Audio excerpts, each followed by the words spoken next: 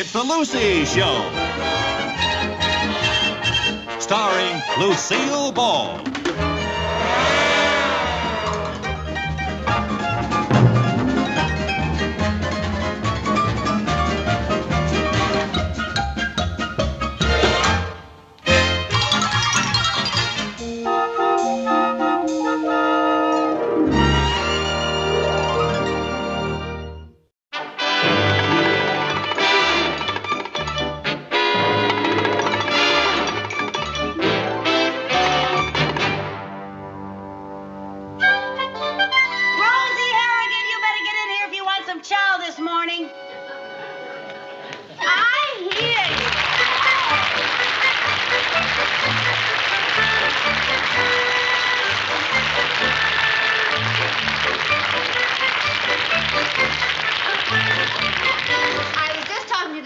Mailman. I think he likes me. He says I have a cute zip code. Rosie, every man in town likes you. Oh, here is another gift from one of your admiring merchants. Oh, now, isn't that sweet? I wonder what it is. It looks awfully... Oh, caviar again. Nothing but caviar. We've got so many fish eggs, you'd think we were running an underwater maternity ward. Why doesn't anybody send us some meat? Well, because everybody thinks you're the rich Countess Framboise. They don't know you're the busted Rosie Harrigan. Darling, I feel so terrible about being broke and sponging off of you. Now, what are old school friends for? Well, we'll have to live off of caviar the rest of the week. Not for me, thank you. I'm allergic to caviar. Every time I eat that, I break out in hives. Oh, Lucy, I just don't have any talents. I'm used to getting by on charm. Oh, well, now. Being charming and gracious is nothing to frown at, you know. Yes, but charm doesn't pay the bills. Rosie, you know something? What? It can pay the bills. What? You could open a charm school. Oh, what a marvelous idea. Oh, no, that takes money. Now, where am I going to get money to open a charm school? That's where you can begin using your charm on our tight-fisted banker, Mr. Mooney. He adores you.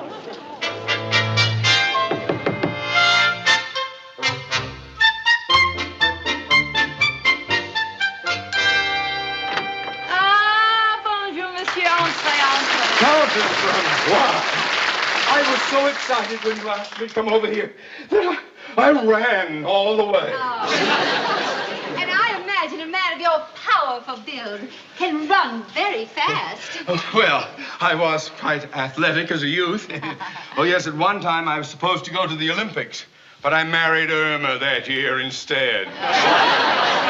What a shame. Oh, you are so right. Oh, and you are so amusing. You really? I didn't think it was that. I really... Oh, hi, Mr. Mooney. Oh, hello, Mrs. Carmichael. Are you ready for tea, Countess? Oh, yes. Voulez-vous du thé, monsieur? Hmm? Do you want some tea? Oh, tea. Si. Oui. Right in, Countess. Thank you very much. Oh, please be seated. Oh, thank you. I've so looked forward to chatting with you. Oh, I'm honored, Countess, honored. You know, you are like a breath of culture here in Danfield. Oh, now, monsieur, vous êtes si séduisant. Oh, I didn't know.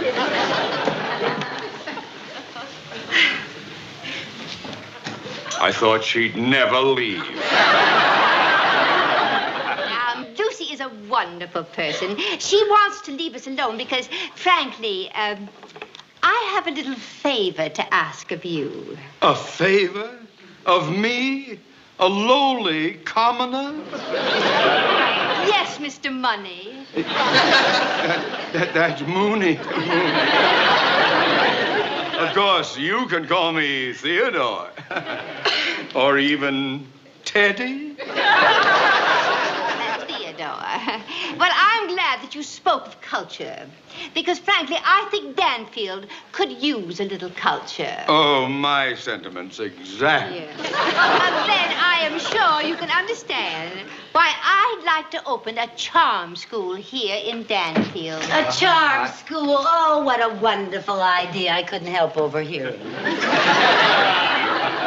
Now, what do you think of this idea? Why, Countess, with you in charge, a charm school would be sensational.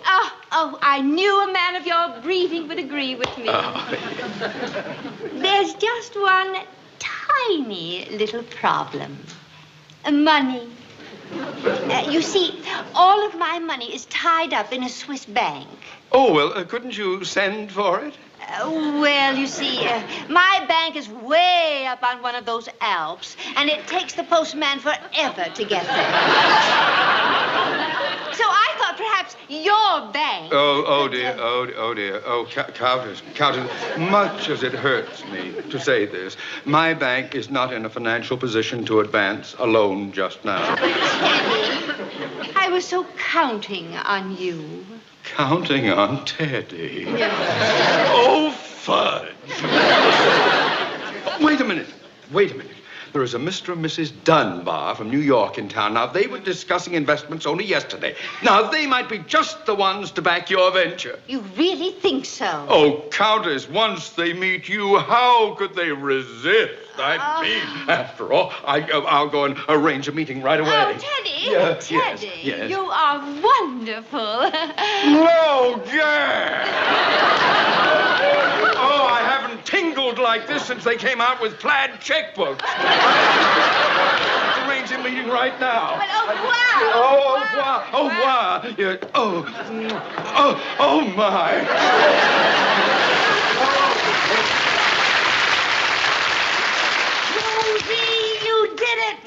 No, I bet the Dunbars won't be as easy to charm as Mr. Mooney. Oh. Now, how am I going to prove to those people that I can make this thing a success? Lucy, I don't know anything about teaching charm. Rosie, I have a plan. Did you see My Fair Lady? Yes. Now listen.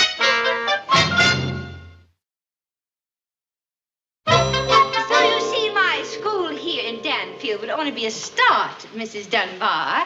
I'm planning to spread the Countess Framboise charm method all over the world. Well, heaven knows the world needs more charming people. I think it sounds expensive. Quiet, Fred.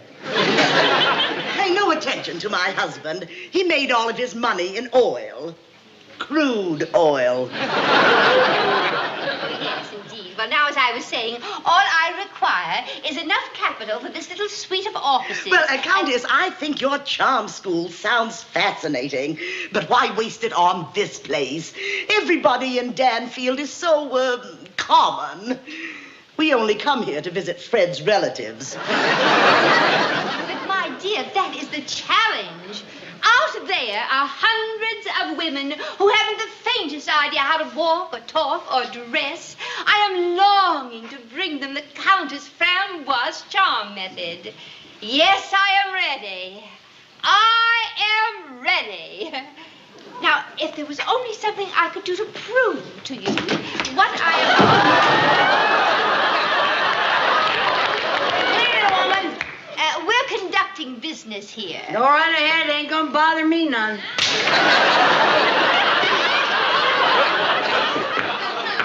Well, now, as I was saying, Mrs. Dunbar, about our investment, you see, it was the, lady, your whistling is annoying us.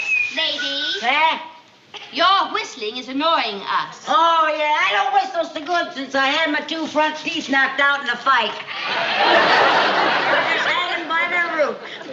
I deplore fighting. Yeah, me too. I got a kick out of it. But now, as to our investment... Well, Countess, before we would dream Hey, of what making time any... is it, fat lady? It's 12 o'clock. Oh, boy, I gotta feed my face. Oh, beat it up. Ooh.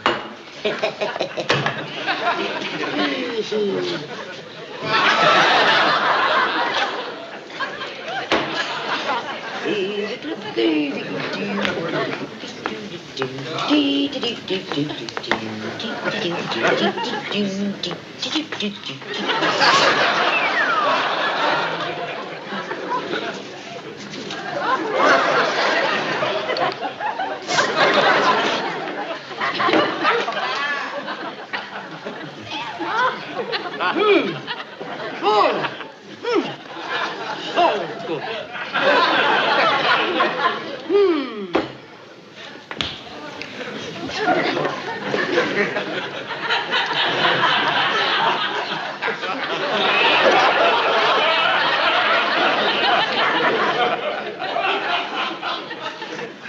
the matter with you? You want a sweet? How vile.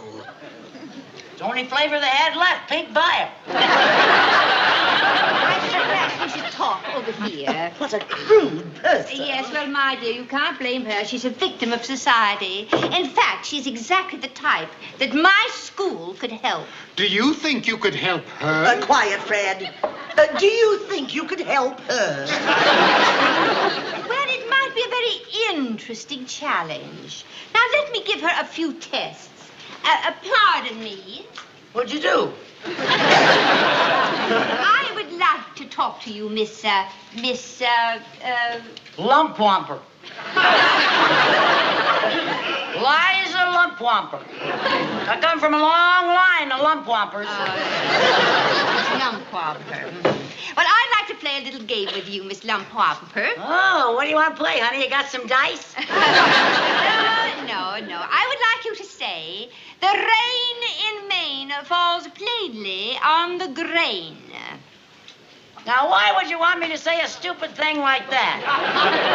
It ain't even cloudy out. How do you know it's raining in Maine? Now. I was just trying to study your speech habits. Well, I don't have any habits. I just say what comes to my mind. But I'd like you to recite something.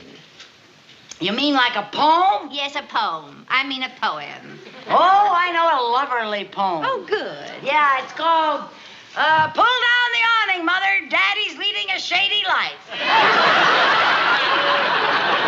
standing in front of the local saloon, and I saw him dancing with...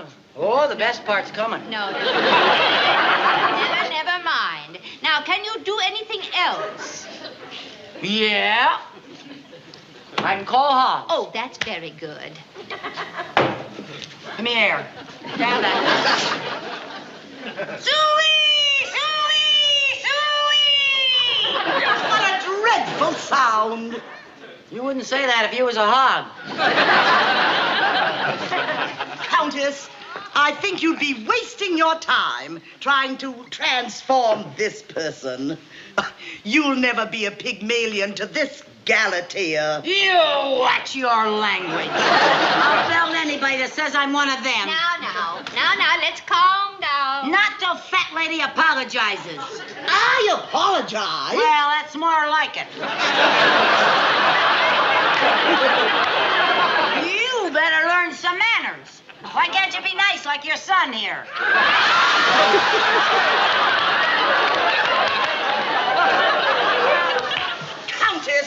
Countess, it would indeed be a miracle if you could do anything with that person. Then I accept your challenge. I will make challenge? a challenge. I will make a lady out of this poor creature. If you will give a party next Friday night at your hotel, I will bring Miss Lumpwhopper. Bring her to a party of mine. I give you my royal word that she will be a completely new person. And if my charm method works, will you finance my school? Well, I don't know. Shut up, Fred. We'll do it, Countess. But I don't see how you can make a silk purse out of that sow's ear. That does it, lady. Okay, I'm gonna knock your teeth out. Now. I will take this poor, wretched bit of flotsam and jetsam, battered and buffeted by the stormy sea of life, and I will perform a complete metamorphosis on her. What are you gonna do to who? I shall make a lady out of this dreary Drudge, this slovenly Slob. slob. Now, I have work to do. If I'm going to perform this miracle, I'll need every minute. Every minute for the next 10 years, I would think. Well, now, my dear, I will see you Friday at your suite, 8 o'clock. Until then, Yes. Countess. Hello. Bye, my friend. Yes. Bye-bye. A bientôt. We did it.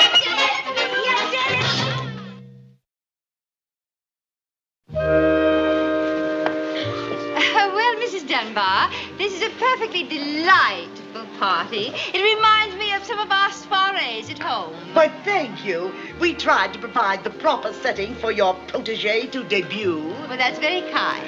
It's the same in crude oil. We like to celebrate a new well. Quiet, Fred. When is Miss Lumpwamper coming? Oh, she'll be here. I've taught her it's more charming to be late. Oh, we're having a special unveiling tonight. I'll tell her, Fred. We're having a special unveiling tonight. A new work by Gabanzo. Oh, yes. But we love art. In our place in New York, we have 2 Picassos. Oh, really? Well, Pablo is wonderful. He did some work at my villa on the Riviera. Picasso painted your portrait? No, he painted my kitchen. Miss Liza Lumpwamper.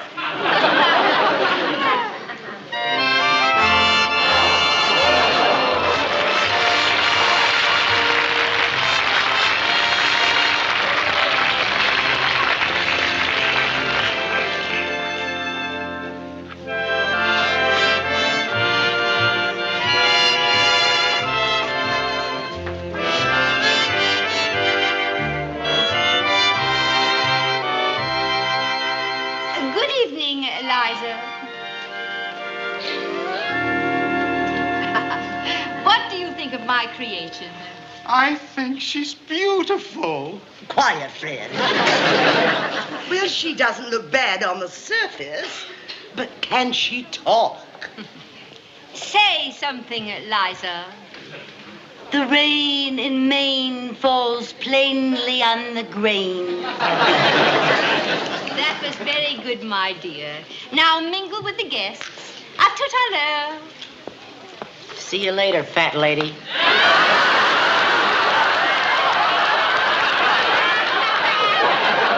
I haven't quite finished with her yet. No.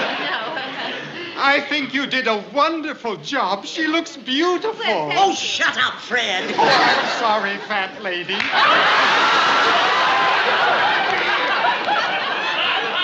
Countess, I'd like to have you meet some of our Well, other thank you guests. very much. Thank you. That's very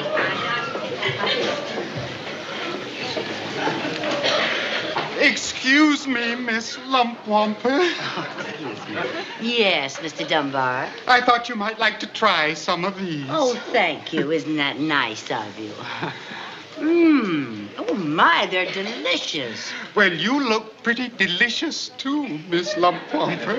Oh, Fred. Yes, I've never seen such a change in a person in my life. Why, it's like a beautiful butterfly emerging from a cocoon. Fred, what a very nice thing to say. And you know, I think it's the first time I've ever heard you finish a complete sentence. It felt so good. What you mean? Oh, Fred, you're so nice. These are delicious. Oh, well, I'll bring you some more. Oh, would you? Yeah. Oh, I'd appreciate that so much. Oh, they're just wonderful. I'll be right back. Hurry back. Lucy, do you know what you're doing? Yes, I'm getting along with Fred very well. I think I've got him hooked. No, you're eating those canapes. Yes, I know. But I'm eating them very daintily. I have my pinky out. I thought you said you were allergic to caviar. Oh, I am. I can't stand caviar. I get hives. That's caviar.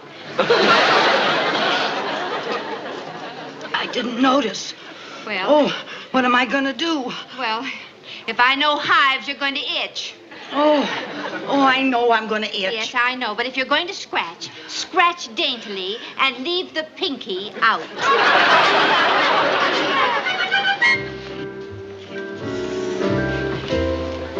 Lucy, stop scratching in front of all these people? I can't help it. I itch in front of all these people. Stop for a minute.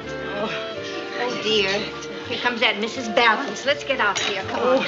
Oh, Countess. Countess.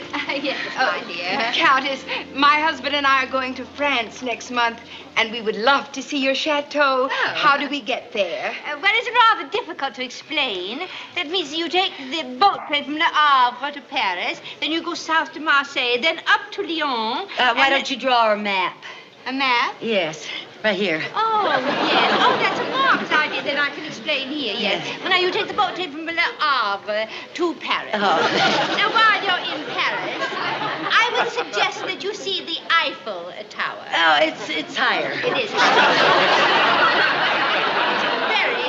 Very tall, and it has a very broad base. Yeah.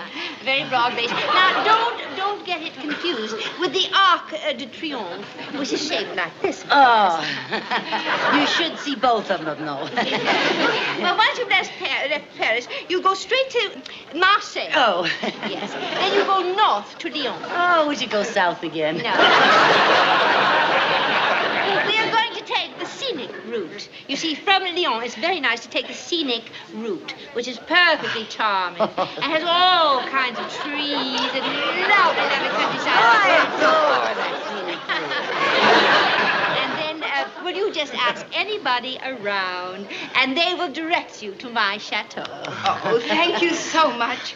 We're just itching to get started. Oh, dear. Give me that trip through France again. I cannot stand it. Oh, what am I I cannot gonna do? stand I here can't and stand scratch it. you all the I time. can't stand it. I Well, can't what can stand we it. do?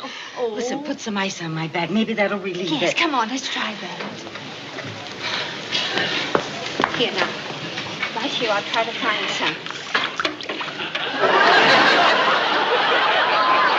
Lucille, people are watching. Oh, get me a big chunk. Well, it's slippery. I can't find any. Wait a Oh, minute. let me get it. Let me get it. Miss Lumpwalker, what are you doing? Did you find my earring, Liza? What? My earring dropped in the punch Oh, bowl. no, I haven't found Yes, it yet. well, do try, my dear. She's searching for my earring. I lost one, you see. But, Countess, you're wearing your earrings. Yes, well, it's a spare. I always carry a spare. My dear, never mind, just never mind. I wonder if you'd mind excusing us, please, Mrs. Dunbar. Liza, I think we should go home. No, I'll be all right if I could just find some place to hide for some uninterrupted scratching. I know, but there are people in every room. Well, I'll find a place. We've almost got these people convinced we don't want to do anything wrong now. No. We'll have to start from scratch. Oh. Why did I say that?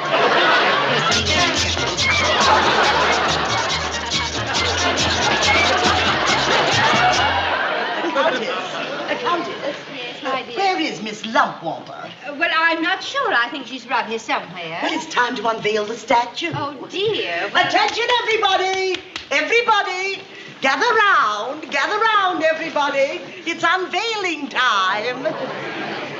The new work by that great futuristic sculptor, Gabonzo.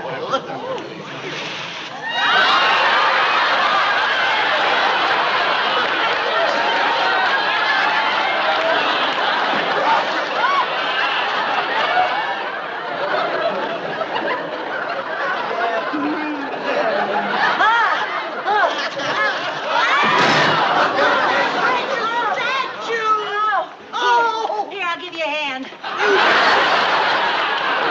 Blundering boob. It's all your fault, Countess. This is nothing but a slovenly charwoman. She'll never be anything else. Now, just a minute. Now, just a minute. We have to remember our manners. Our manners? Yes, a real lady knows. There's a proper time for everything.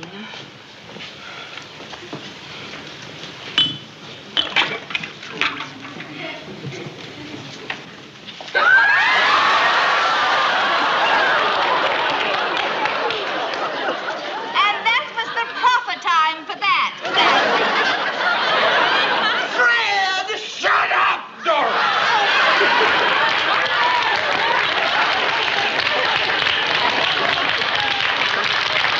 Now, honey, pitch? Right at the base of the Eiffel Tower.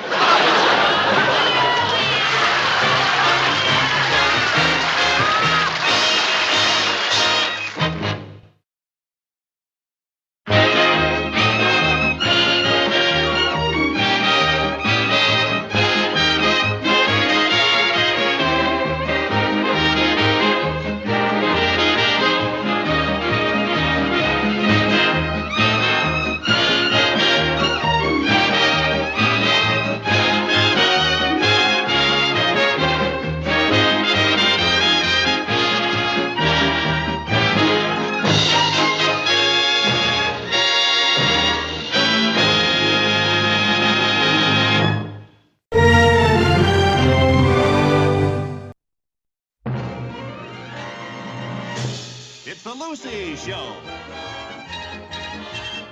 Starring Lucille Ball.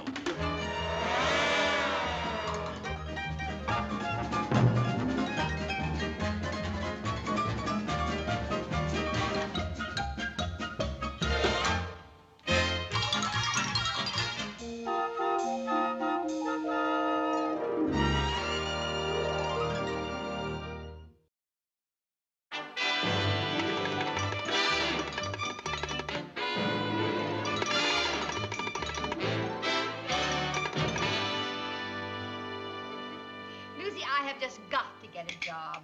A job? But you're a countess. Well, even a countess has to have money. Well, I have never thought it was right for nobility to work. Honey, there's an old French proverb. When you're behind the 8-ball, you'll stoop to anything to get a meatball. Well, I guess it's my turn to do the dishes. But knowing how strongly you feel about nobility working... I don't feel that strongly about it. Oh.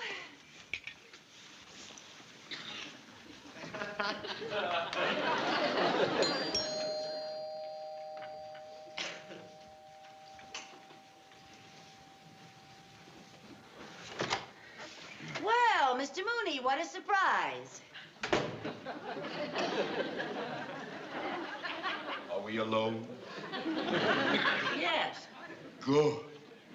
Why, Mr. Mooney, you are a married man. That is not the reason I wanted to see you alone. Oh, you were joking. Oh, I've always said you had a delightful sense of humor. I've never heard you say that before. Are you feeling all right? Well, of course I'm feeling all right. Oh, Mr. Carmichael, do you remember coming to the bank yesterday morning and asking me for a $50 loan? How could I ever forget? You screamed and turned purple.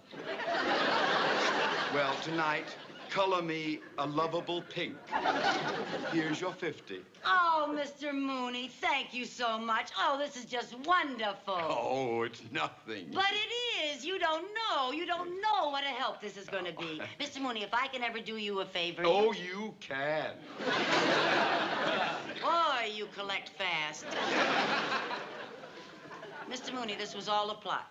You gave me this advance because you want me to do a favor. All right, Mrs. Carmichael. But I'm desperate. Desperate? Yes. In all my years as a banker, I have never made a mistake. Never? Never. Until recently, I made a bad loan to the Lazy Days Health Farm. Now they're going broke, and they're about to renege. And what's more, next month, the bank directors are meeting, and they'll find out about it. What'll they do to you? Well, they'll do more than make me stand in a corner.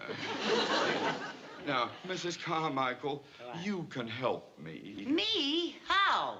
Well, please, sit down. Now, look, I have analyzed the problem, and what the health farm needs is publicity, something to attract customers. Now, I thought if some well-known personality, some socially prominent, beautiful lady signed up for the health course, that would do the trick. Well, I would be delighted to take the course. I wasn't referring to you.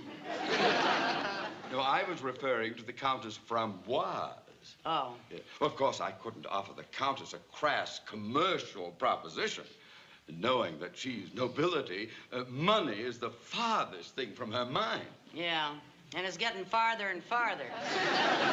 But Mrs. Carmichael, as a favor, could you talk her into this? Well, I'll do the best I can, but you understand this must be handled in a very genteel manner.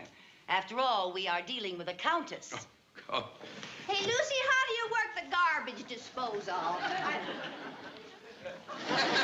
Oh, Mr. Money. that's Mooney. Oh, Mooney. Oh, yes, c'est charmant de vous voir encore. Oh, the encore is all mine. Oh. Oh, how gallant. Oh. Countess, Mr. Mooney would like to ask a favor of you. Oh? You see, he made a loan to a health farm that isn't doing so well. And he thought that if you went there for a course, it would give them a lot of good publicity. You mean use my name as an endorsement? Oh, no, please, Countess, don't get the wrong idea.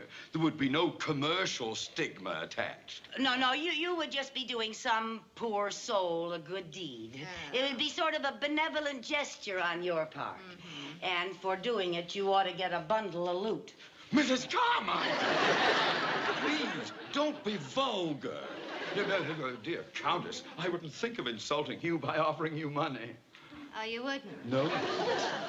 Well, perhaps you could show your appreciation by making a donation to my favorite charity. Oh, splendid.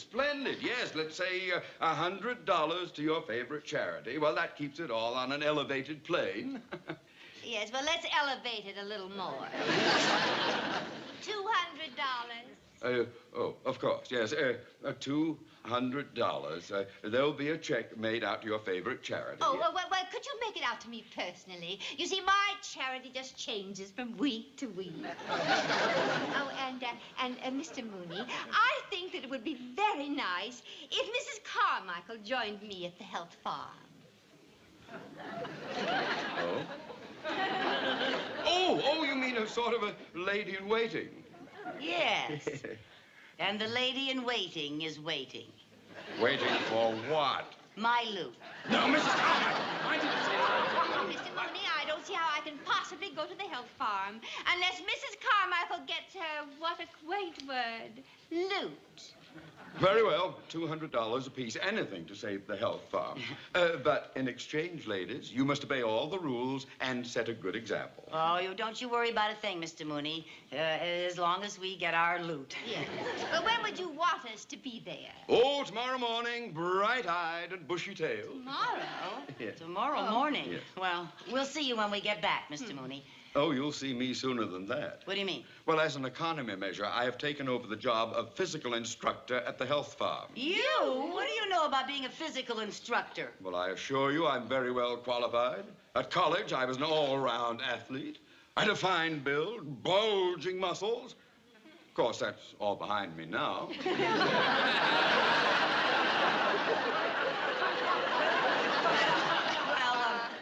We'll see you tomorrow morning, Mr. Mooney. Countess?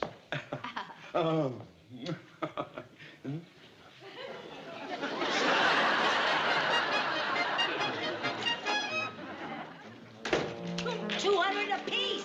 How about that?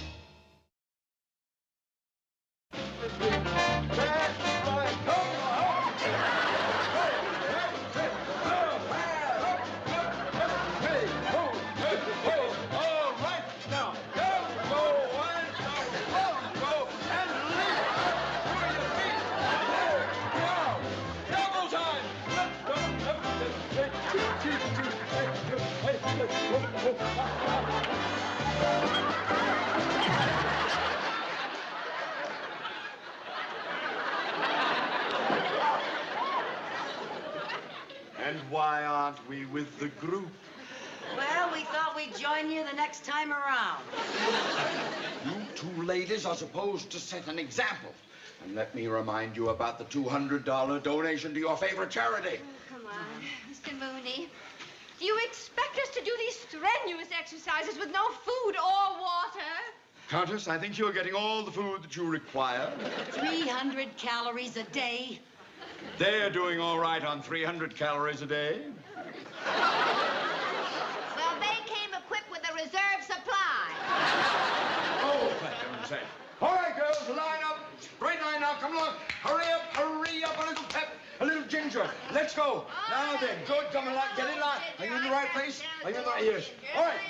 Now, this is our swivel hip exercises. You know how it goes. Up, down, left, right. You know that? All right now, girls. And up, down, left, right. Up, down, left, right. Do it faster. Stretch your muscles. Shakes the sweat right off your bustles. Up, down, left, right. All right. Hold it.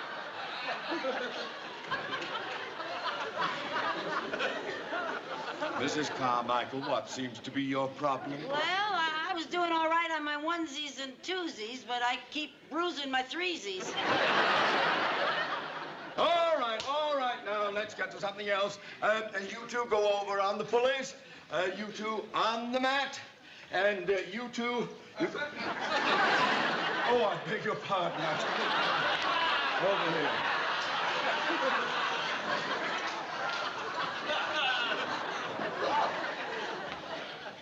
And you two row. All right, now let's get going. That's it, a little strength. That's good. And go up and that's it. Use that. Very good. Very good. That's fine. You're doing all right. That's good. Set a good example. Right there. Yes. Set a good example. All right. Come on. There we go. Oh.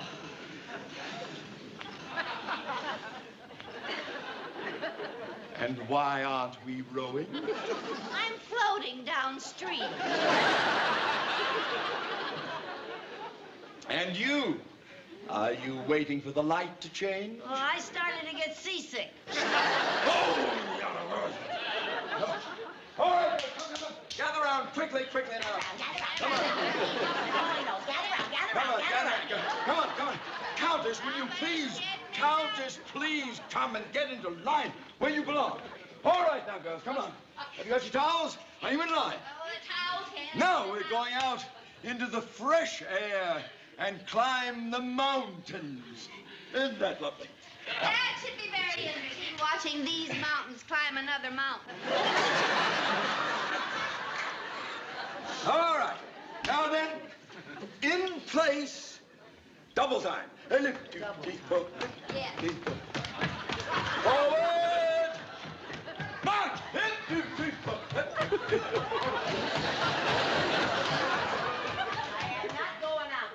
We are not going anywhere. We are overworked and underfed. We certainly are. Not fair. No, it's not fair. You know something? We have just got to think of some way to get some food. The stuff they serve around here. Yeah, instant nothing. We need real food like meat and potatoes and pie a la mode, just covered with please, whipped come cream on. and ice cream. Carmichael, we're waiting. The Simon Legree of the concentration camp. Oh, come on. As well. Hey, wait a minute. I got an idea. What? You know, maybe if we made it look like an emergency, you know, like we were really cracking up from starvation, maybe they'd give us some solid food. Yeah, maybe they would. Ladies, where are you? Here he comes. Yeah. Now, remember, we're dying of starvation. Let's put on an act. Well, I don't know about you, but I won't be putting on an act. Ladies. We've got food. Food, just a piece of bread, just a morsel, a little crumb. Could I have some fish? Sardines, anything, a cracker. I am not moved. You cannot fool me with this ridiculous, phony act. Now, you cannot be as hungry as all that.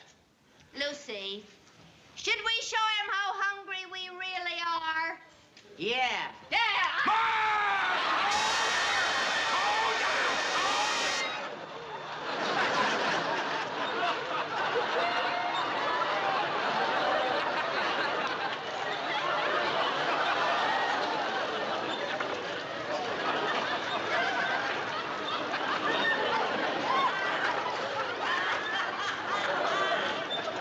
What's so funny?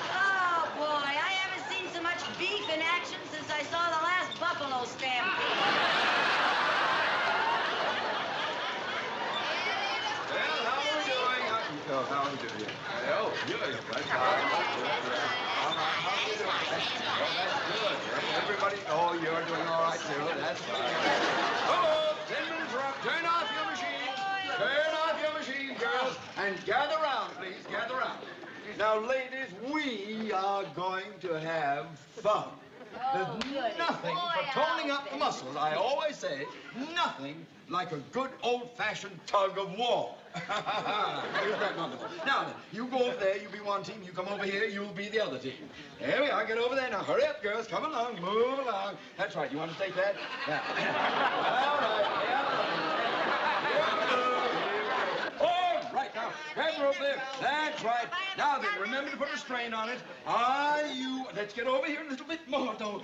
Oh, my heavens. All right, now. Are you ready? Yes, we're ready. Tug! Have you? Now, just a minute. This isn't fair. This isn't fair. We'll trade one of ours for two of yours. Yeah, this one.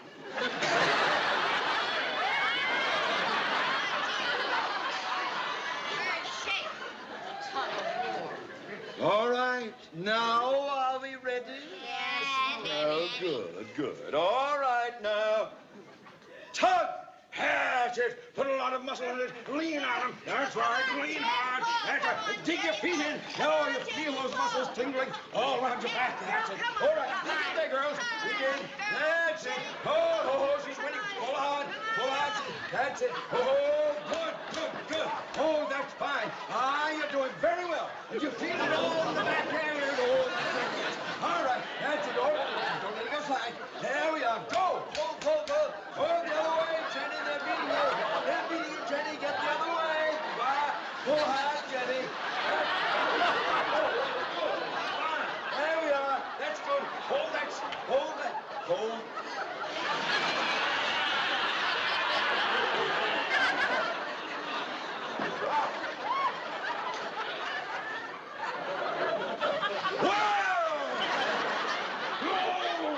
That is not cricket! Oh, now, Mr. Mooney, you better watch out, Mr. Mooney. Oh, no, you better watch out. No, you better watch out. You better...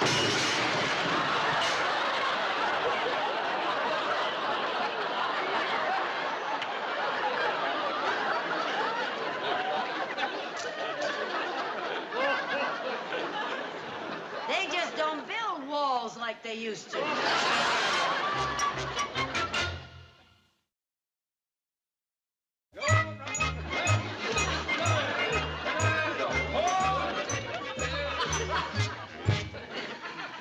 All right, girls, lunch break. Oh, Line up.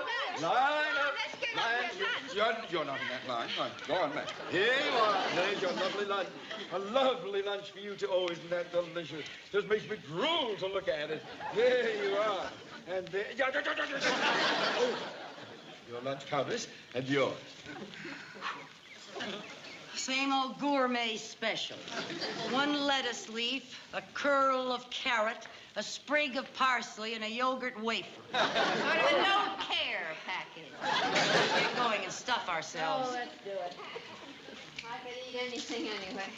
Oh, Sometimes boy. I wish I were back How'd with we my ever- dear departed husband. How we ever let ourselves in for this, I don't know. I just so weak. I don't know whether I have the strength to eat this.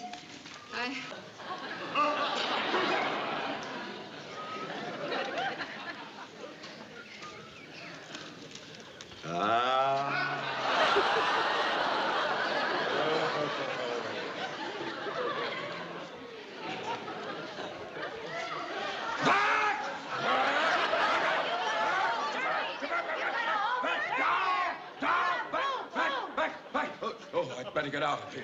If you saw what I had for dessert, delicious deep dish strawberry shortcake smothered in whipped cream. Oh, you'd really go for sir. And you Well, said, just give us a little bite. Just a tiny little bite. Just.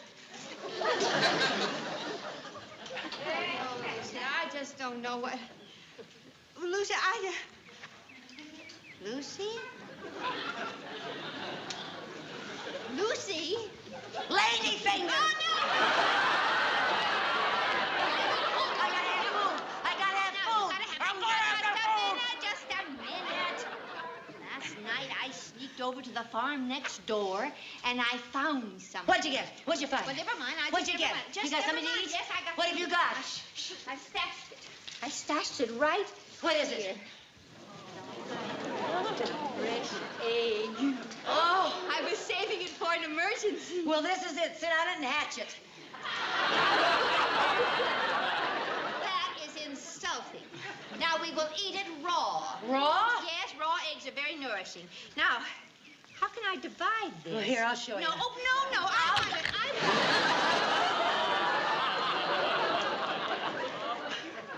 I don't like you. I'm sorry. I'm sorry, don't Rosie. like I'll make it up to you.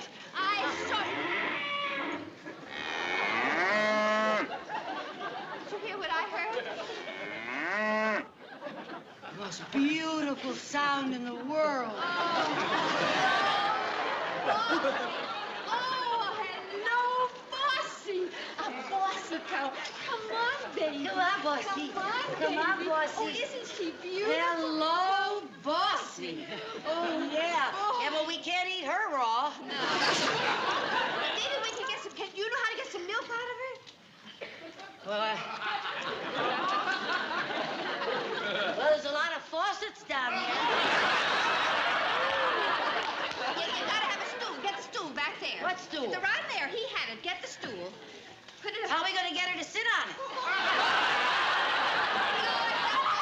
Sit on it, silly. Now, there's a bucket. There's a bucket over in the barn there. Go get the bucket. Oh. Yeah. Come on.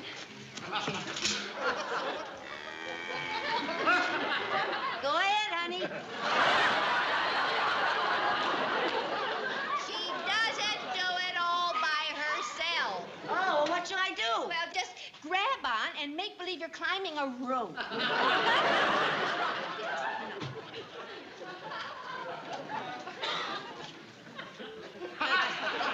Maybe we can get her to do the twist. I'd love a milkshake. Push on, push on. I think the word is pull. All right, pull. Well, now what's the matter? Well, I'm not. She looks like a friendly cow, but I wouldn't want her to get mad at me. She won't get mad at you. Well, she might kick me. Oh, she will not. Oh, listen. What? I read somewhere where they play music in those barns to keep the cows happy. Oh? Yes, so why don't I sing to her and you milk her? Oh, you think you know something she might like? Yeah. Sit down, and I'll try. Make like I'm climbing a rope, huh? La da dee da dum. La da da da dum.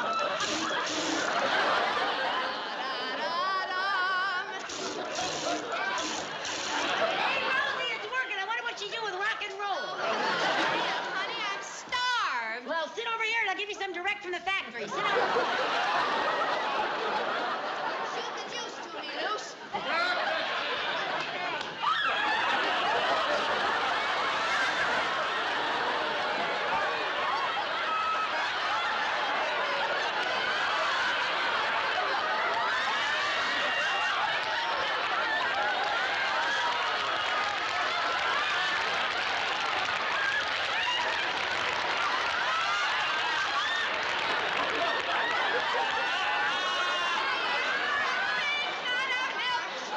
You don't want a refill, huh? No, and I can't even see. Back there.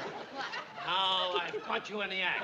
I've had nothing but trouble since this health farm moved in here. I knew you women were sneaking over and stealing my stuff, and now I've caught you red-handed. And white-faced. I'd like to buy this place and get rid of the whole kit and caboodle. Buy it. Well, why don't you? Yeah. You got any money? Well, I got plenty of money, but they won't sell it to me. Wait. Who won't sell it to you? Oh, boy. When Mooney hears money, he comes in on the beam. Sir, my bank happens to hold the mortgage on that property. Now, we'd be happy to talk business with you. Well, that's okay with me. Oh, fine. What was your name, sir? Mr. Oh, Mooney. Johnson, yes. Mr. Mooney, the Countess and I have been very helpful to you, and we were just wondering, we still get our loot? Mrs. Carmichael, you were supposed to obey, but you disobeyed, so you get no loot. Your name was Johnson. Johnson. Well, I happen to have the mortgage right here in my pocket. I always carry it with me just in case. Here we are. Now, let's see. Now, this is on a 5% loan. That's all it is. We'll amortize it over 20 or 30 years. And you'll see the payments are very low. Fire one! You.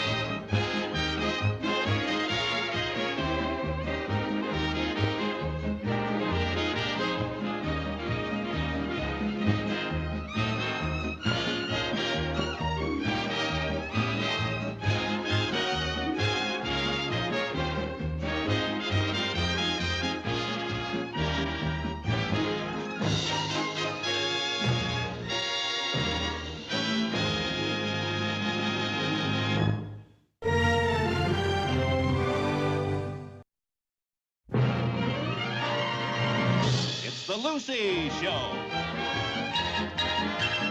Starring Lucille Ball.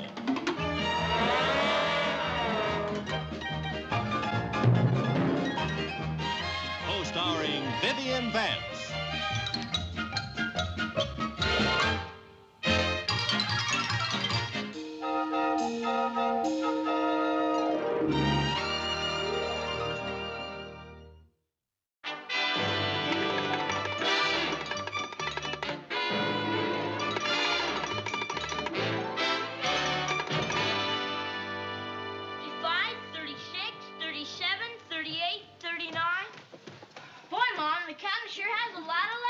Yeah. Come here, Jared. Give me a hand, will you?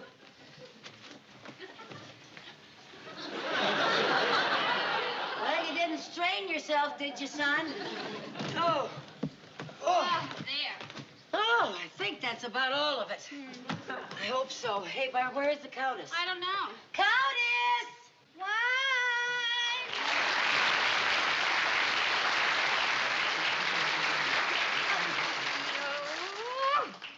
I'm gonna miss all of you so much. I hate to see you go, Rosie. I sure hate to see you leave. I just learned how to pronounce your name. I wish you could stay, Rosie. Oh, so do I. But with Vivian coming home, she'll need a room. Yeah. Besides, I'll be all right in the hotel, dear. Don't worry. Okay, darling. Answer the phone, will you, sweetheart? I got your jewelry case here, it? darling. Just put What do it you mean, there. where is it? It's right over there, honey. Oh, really? Not again. Oh, that long cord will be the death of me yet. All right, keep your shirt on. I'm coming. Rosie, you packed the telephone in your trunk. You're gonna miss me around here. Hello?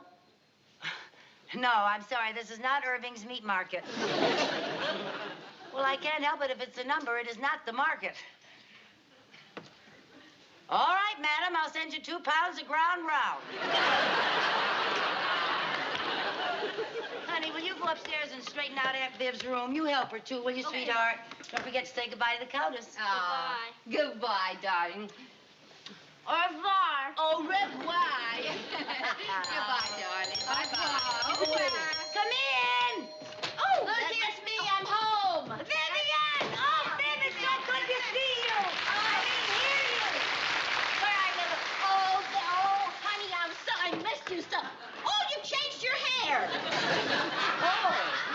I think you made a mistake. Oh, I made a mistake. Oh, honey. See you. I thought I would... You're the Countess. And you're Vivian. Yeah, oh, How do you so do? nice. Oh, I'm so happy to meet you. I'm so glad you slept in my bed. Oh, really? I bet I'm the only person in this whole town who's had royalty sleep in their beds. Well, dear, I'm not really royalty. Oh, you are, too. No, I am not. I'm just plain old Rosie Harrigan. I'm a countess because I happen to marry a count. Oh, there's still hope for me. Maybe someday a prince will come along and sweep me off my feet. He's gonna need a big broom. Yes, Sherman? Where should I put your suitcase? Oh, put that up in my room, honey. I don't want to get it all mixed up with the Countess's luggage here. While you're up there, darling, will you help the kids straighten out Mom's room? Yeah, do your share. Okay.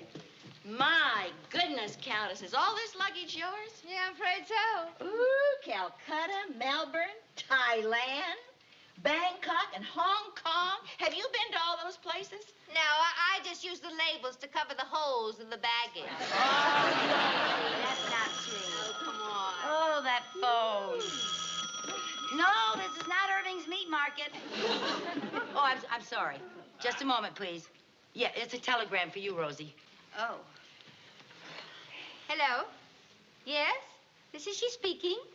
Yes? Yes? No. Oh, dear. Oh, yes, thank you very much. Bad news? Sort of. Lord and Lady Van Cleve are arriving in the States and expect to spend the weekend with me. Lord and Lady Van Cleve. You know him, Lucy? No, but I know that they're nobility. And what are you going to do? You can't entertain them in a hotel room. No.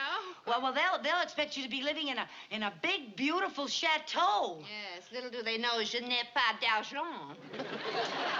What does that mean, Rosie? I'm flat broke, honey. Dear. What am I going to do? Well, we'll just have to find you a chateau. Well, now, that should be easy. If we can't find one, we have till the weekend to build one. But I have to find a place to entertain them. Now, wait a minute. The bank handles a lot of real estate. Uh-huh. Maybe Mr. Mooney will tell us where to go. Oh, he'll tell you where to go, all right. I'm afraid it'll be a little too warm to entertain them. Oh, yeah. Maybe he wouldn't do it for me, but he'll do it for the Countess. He's quite impressed with Rosie. Oh, he is? Oh, yes. Every time he sees me, he fawns all over me. Yeah, he clicks his heels and kisses her hand. Oh, don't tell me Mr. Mooney's turned into a knuckle nibbler. Oh, this I gotta see, girl. Well, come on with us and you'll see it. No, I gotta stay here and unpack. Oh, Well, come on, Rosie, let's get going. Well, all right, fine. I'll be... Oh, I'd better take this ring off before we see him. Don't you trust Mr. Oh, Mooney? yes. But the last time he kissed my hand, he broke his pivot tooth on it. Come on, Rosie, hurry up. I'm coming. Bye-bye. Bye-bye. Yes, J.D., it's been a wonderful day. Yes, the board of directors are considering increasing the dividend and giving me a nice bonus. Yeah, everything's coming up roses. Some poison ivy just came in. I'll call you back, J.D. Good morning, Mr. Mooney. Mrs. Carmichael, I am a very busy man. I have no time. Countess! Bonjour! Oh, merci à mille fois. Vous êtes très charmant. Please, be seated. Okay. Not you. Oh, it's so good to see you again, Countess. You are positively radiant, my dear. Thank you, Mr. Money. No, that's Mooney. Now, to what do I owe the honor of this visit? Mon ami, I have a problem. My dear Countess, what kind of a problem? Confide in me. Yes. Well, some very dear friends of mine are arriving to pay me a visit. Lord and Lady Van Cleve. A real lord and lady here in Danfield? Oh, wait till I tell my wife. Oh. Your wife? Oh, yes, I always forget that you're married. But it seems all handsome men are. Your wife is a very fortunate woman. Yes, she is. Of course, it wasn't easy for her. I was quite a difficult catch. Most foul balls are.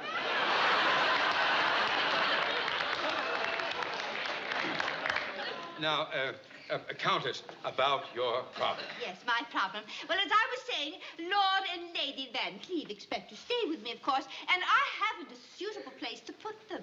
You see, she can't expect a lord and lady to stay at my house. Naturally. That would be like putting champagne in a beer bottle. Now, just a minute. There's nothing wrong with my house. It's just that I think the Countess needs something more befitting her position. You know, like a beautiful estate. Yes, that's right. And that's why I came to you. You have such impeccable taste. Now, I was wondering if you could suggest something. Well, I don't think we have any large, beautiful estates in our small town, Oh, Countess. dear. No, wait a minute. We do have just one. Ah? The Bellingham estate. The Bellingham. Quite old, but very elegant. Uh-huh. And the bank handles it, too. It might be just perfect for you. Oh, well, I'll take it. Good, good. Now, about the price. Never mind discussing money, Mr. Mooney. You see, on the continent, we have a custom. We never buy an estate outright. We live in it for a week or so, and if it suits our personality, we buy it. If not, c'est la vie. La vie, say. Yes, indeed. Well, that sounds fair enough. Now, let me see if yes. There we are. There's the Bellingham estate. Thank you, you darling man. You are wonderful. I know. Oh, I think it only fair to warn you, Countess, the house hasn't been lived in for a long time. It may need some work. Oh, that's quite all right. I'm having my household staff sent over from Paris. Will they get here in time? Yes, she's having them airmailed. Yes, I know how to find it. All right, fine. Countess! Oh, yes, of course. Oh. Mademoiselle from Armentier, parlez-vous.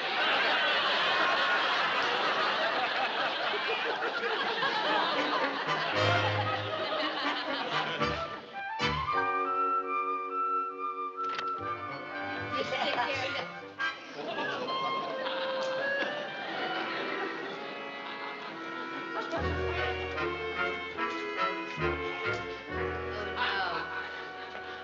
No. I don't believe it. I don't believe it. It's... Oh, what a mess. If they ran water through it, it would look like the sewers of Paris.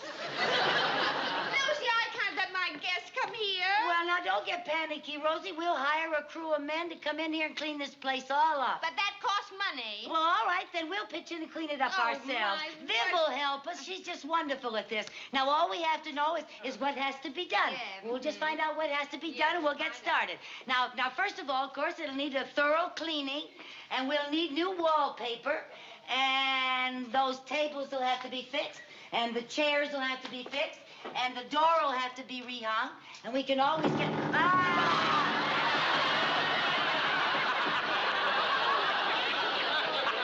And the floor will have to be fixed.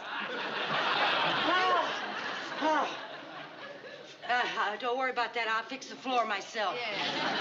Well, this place is hopeless. It really is hopeless. My guests will be here this weekend, and what will... But you'll never get that fixed. Oh, sure we will, Rosie. That isn't hard to fix. No.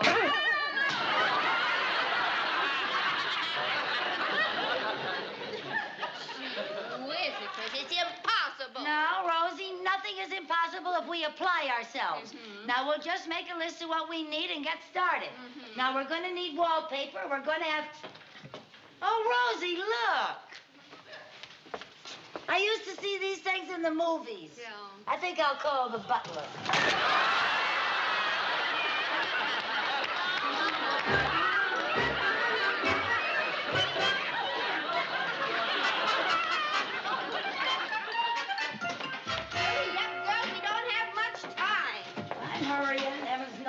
Trying to... Tim, stop pushing. I'm not doing anything. Now, you'll have to back up with it. Come on, back up. This is heavy, Viv. Be careful. Will you quit fighting? Hey, be careful. Watch where you're going with that.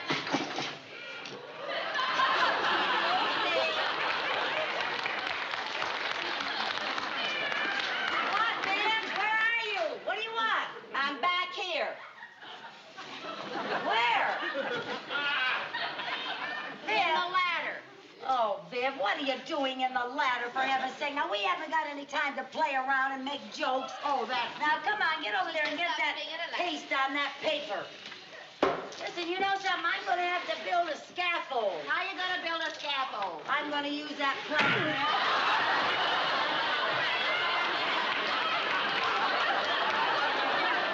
Rosie, will you put this ladder by the window? Okay. Oh. Oh, heaven. Viv, Yeah? be sure that you fix the leg on that table. What table? That table.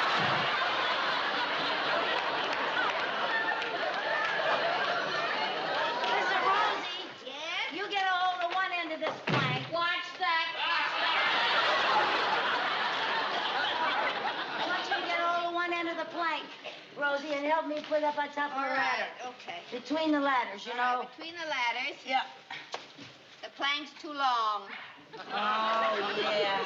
We're going to have to get a shorter plank. Yes, we are. Come on. Did you ever think of moving the ladders farther apart?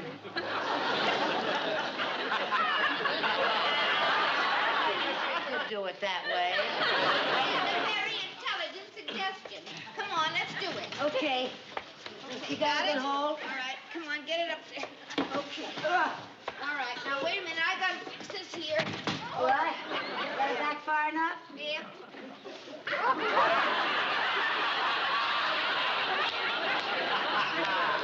You never looked lovelier. Never mind. Just stick to your wallpaper. Come on, put it up on the top, Lucy. On the top, girl. That girl. Put it. There we Okay, go. okay. That's a very nice scaffold. Now, All right. You, Lucy? Yeah? I got the first piece of wallpaper fixed. Where'll I put it up? Right over there on that wall. okay.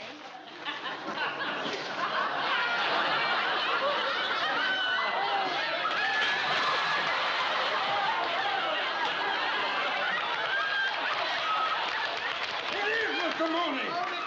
Get away from me, you two! What do you two clowns think you're doing? We're sorry, Mr. Moon. Sorry, my farts! I walked in here and I got hit with a ladder and then with a plank and now you're wallpapering me. I don't...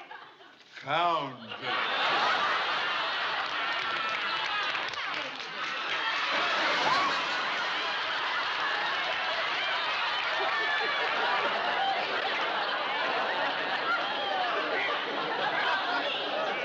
Please forgive me. I'm so Please, sorry. it's my dear. my fault. I'm just a clumsy old... Oh, no, you're not. No, you're not. We're just trying to get this place presentable. Oh, you I know? see. And we really are Oh, working. my goodness, I didn't realize it was in such deplorable condition. But we'll manage to get you fixed. I somehow get the feeling you shouldn't be doing this kind of work. He is right. Not you! You get busy. What we need is a little organization. Yes, Now, organization. exactly. Countess, with my help, we'll have this place fixed up for you in no time. Thank you. Yes, now then, you come over here.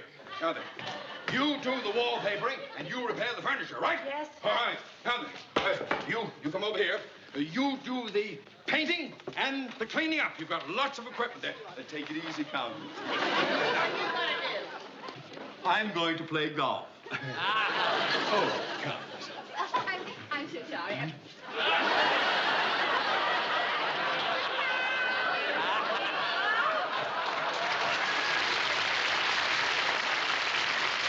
Absolutely right. All we need is organization. Now, Lucy, you do the papering and the cleaning up, and Countess, you mend the furniture. What are you going to do? I'm going to caddy for Mr. Mooney.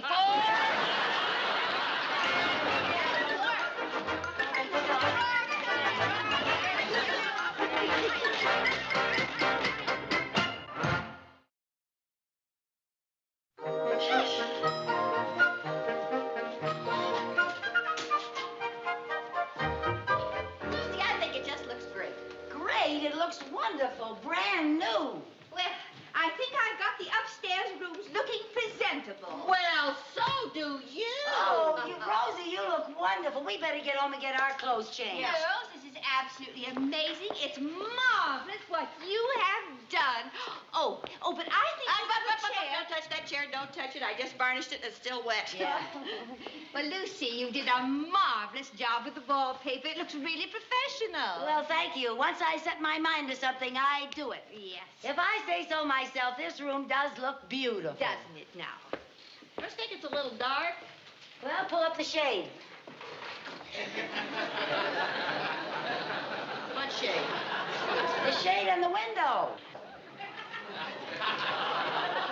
What window? Oh, come on, babe. The window. Lucy, you didn't. Yes, she did. How could anybody paper over a window? Oh, if you're Lucy, it's easy. Now, don't be snide. I'll find the window. All right. Find the window.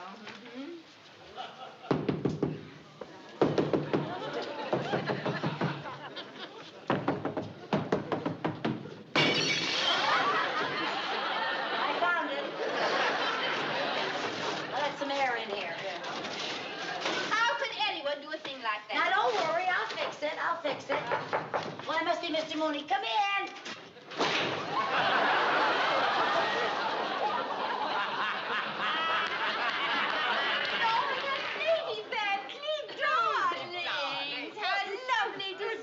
I didn't expect you so early. Now, I rang your doorbell, but evidently it isn't working. Oh, well, You know, our plane got in much too soon. Oh, well, I'm so sorry, but I expected you this evening. Oh, thank you. Well,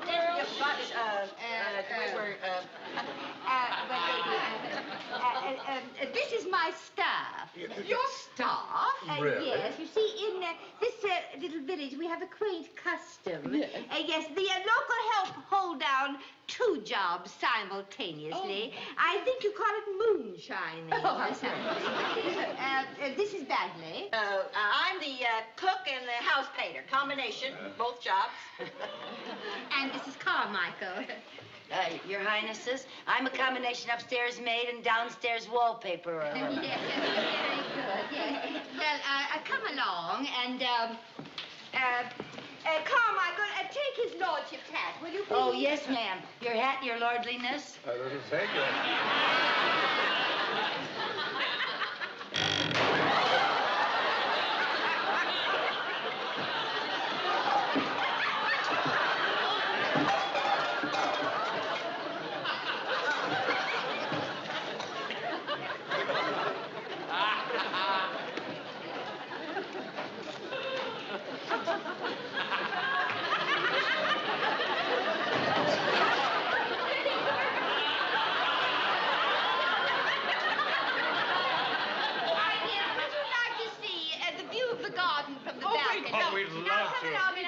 Thank you so much. It's terribly nice of you to come. It's a lovely old staircase. You tell me. So terribly happy to see you. Now, Well, we're come along, delighted to my be here. dear. Oh, are you a great wallpaperer?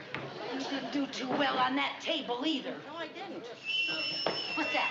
What's that? It's the tea kettle. Rosie was going to fix some tea for the lord Oh, and lady. that's a good idea. I'll get them some tea. Englishmen just love tea. Yeah, do that. Yeah, okay.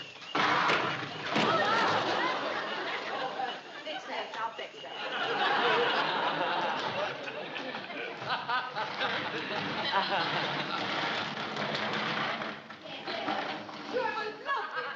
Well, thank you very much. It's a bit weedy at the moment. Oh, no, it isn't. Yes.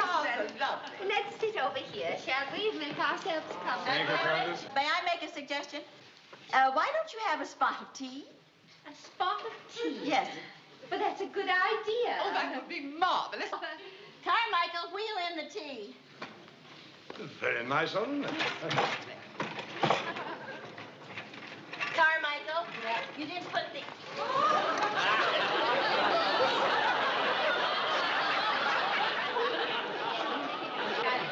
Yes.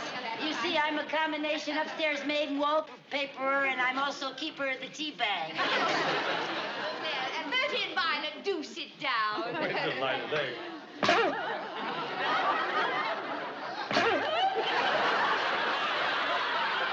Another one of your sudden headaches, my dear. Not exactly. Countess, perhaps we should have tea right about in Yes, here. let's do this. It's a very good idea. Now, bring the chair over, Bagley. Yes, ma'am. Yes, ma'am. And get a chair for his lordship. Now, please, do be. There you go. There you are, Captain. Now, do be seated.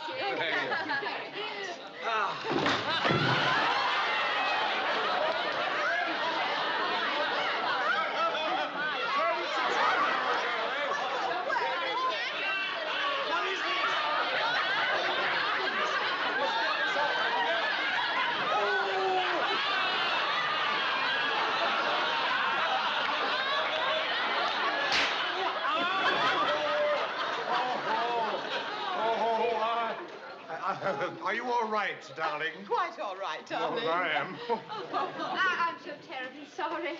I'm afraid this place isn't what you're accustomed to. Oh, no. You know, we feel very much at home here. You know, Countess, our place in England is much older than this, and it's in a constant state of disrepair. Then you're not annoyed. Good heavens, no, my dear. No. Reminds us of home, my Oh, darling. how sweet. Bonjour, Oh, Monsieur Moody. May I present my very dear friends, Lord and Lady Van Cleve. How do you do, sir? How do you do? So glad. Lord and Lady Van Cleve, it's a great honor.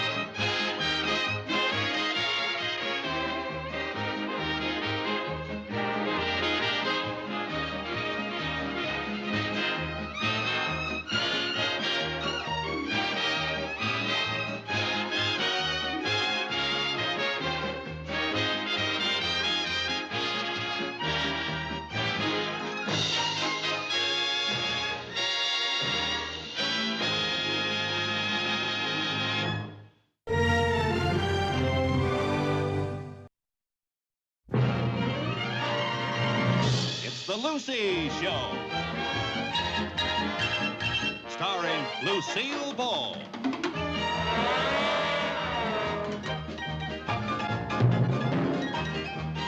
Co-starring Vivian Vance.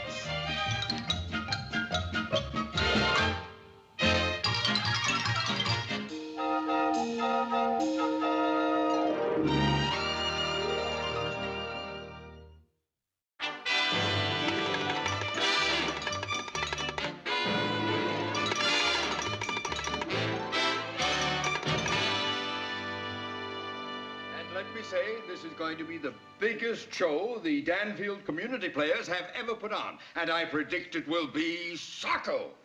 That show business talk for successful production. How can we miss with Arthur Godfrey? Imagine Arthur Godfrey being in a show I wrote. I say the real vote of thanks should go to Mrs. Carmichael for getting him for us. True. I was saving my biggest bravo for her when she arrived from New York. Who would believe Lucy knew Arthur Godfrey well enough to get him for our show?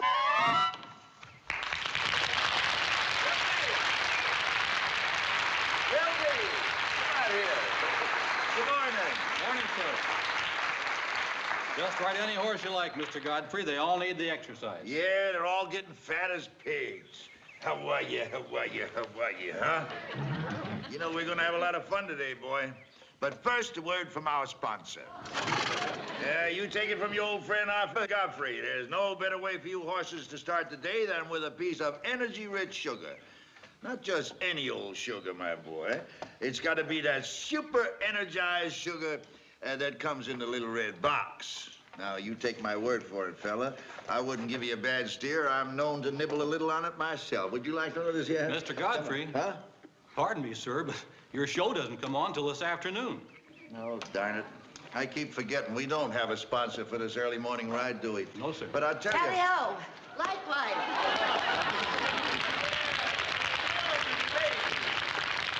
Pardon the intrusion, sir, but have you seen a couple of runaway horses? Runaway horses? No. You will be? No, sir. Well, you see, we were riding to the hounds, and our horses threw us and ran away. So here we are. Instead of fox hunting, we're horse hunting. Well, help you hunt for them. Oh, no, that's not necessary. Well, I got some horses saddled up here, ready to go. Come on. Oh, I mean, really? Oh, no, it'll do him good to be lost for a while. Yeah, let him worry. Serves him right for running away. Yeah. You know what I think, ladies? What? You're both a little horse-shy because you've just been thrown. Yeah, that's it. That's it, Lucy. That must be it, Lucy. Yeah, that must be it. Wilby, untie Fury and bring him over here, will you? Look, you know the old saying. When you've been thrown, the thing to do is to get right back up in the saddle and ride again. It's the best thing to do. Come on. Well, why don't you go first, Viv? No, he said it was good for you, not me. You let your friend mount after you do. Yes, I'll mount after you do. You just Now, go don't right ahead, mount. Right ahead. Go right ahead. That's a girl. Up you go. Go, Fury.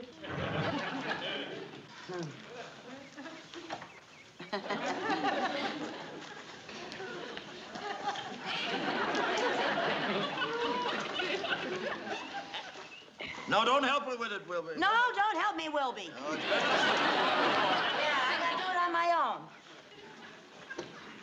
own. You just hold a nice Fury.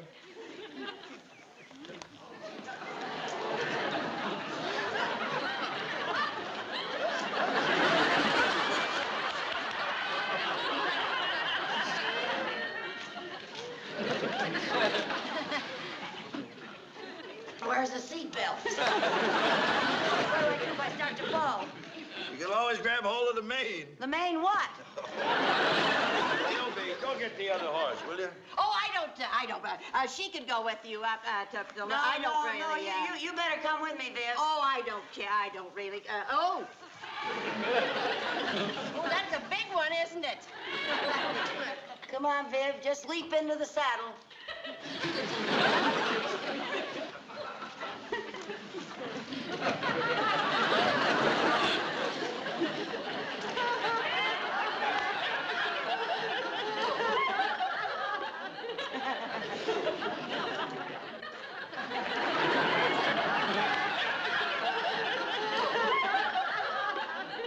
Come on. Have either one of you been on a horse before? Well, No, to tell you the truth, we haven't, Mr. Godfrey. You know my name, huh? Oh, everybody knows who you are, Mr. Godfrey. Oh, yes. Yes, you're our favorite entertainer, Mr. Godfrey. Oh, brother, they're buttering me up for something. Come here a minute. Come here. Come on. Now, look, as one redhead to another, what in the world are you trying to sell me? Well, Mr. Godfrey, my name is Lucy Carmichael, and that's Vivian Bagley. Yeah, hello. You see, we tried to see you at your office in New York, but we couldn't get by your secretary. Yeah, sometimes Mary Ann is quite a tiger, yeah. Once I even had trouble getting past her myself. I had to show him a driver's license. Come on down, Viv. Yes, I'm going to get down. Yeah, come around here, honey. Be careful now. Come on. It's all right. Yes. You see, Mr. Godfrey, we're from Danfield. Danfield? Yes, Danfield, New York. A lovely country. You'll enjoy the trip up there. Oh, I will? Well, if I'm up there sometime, I'll call on you ladies. Well, Mr. Godfrey, it can't be sometime. It's got to be a week from tonight. Yes. Well, it's nice of you to give me time to pack. Come on, now, what is this all about? Well, now, Mr. Godfrey, the Danfield Community Players are putting on a big musical show. Yeah, it's all about the founding of Danfield, and it's for a very good cause. Yes, it's to raise money for the children's wing of our hospital. Yeah, and we figured we could raise a lot more money if we had a big celebrity like yourself. So we want you to star in the show. That's very flattering, but why me? Well, Mr. Godfrey, you were just made for the part. Calls for a very handsome man with a firm chin and twinkling blue eyes and a charming smile and a very perfect profile. It sure doesn't sound like the face I shaved this morning. But I'm loving it. Go ahead. Well, now, it's a wonderful part. You see, you play the part of a Southern gentleman who's just about to lose his big plantation. Yeah, and you have some big dramatic scenes, and you get to sing and dance. Why, you're practically the whole show. So you think you can appeal to the old Virginia ham and me, huh? You know what? What? I'll do it. Oh, Mr. Godfrey! Oh, you just don't know what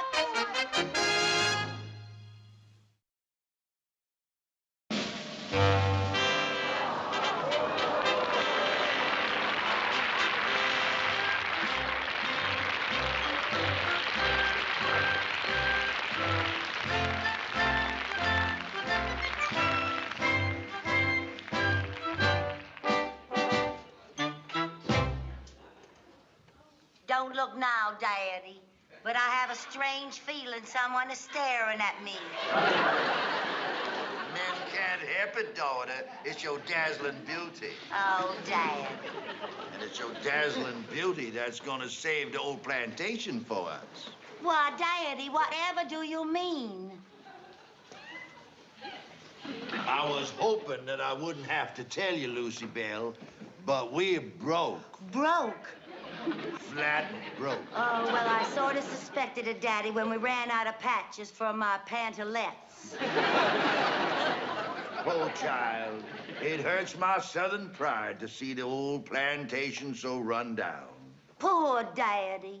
I noticed the roof is full of holes and leaks so badly. Yes. Last night it rained, and I finished my mint julep 4 times. Tell me, Daddy, how did we come to such dire circumstances? Well, Lucy Bell, I'll tell you all about it. Do that, Daddy.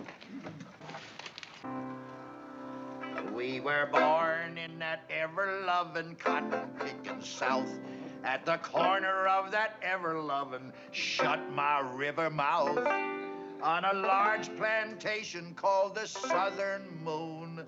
But lately, our old homestead's gone from wreck right on to ruin. Our cotton is rotten, the weebles are woeful, turkeys ain't trotting, magnolias are doleful. Something's surely wrong with our old plantation land.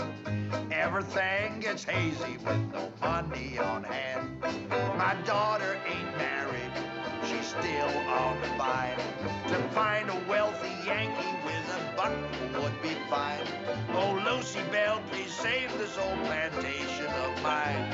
Go find yourself a Yankee, marry and kind. His daughter ain't married, she's still on the vine. To find a wealthy Yankee with a buck would be fine. Oh, Lucy Bell, please save this old plantation of mine. So find yourself a Yankee who's a very kind. So find yourself a Yankee, 'cause it's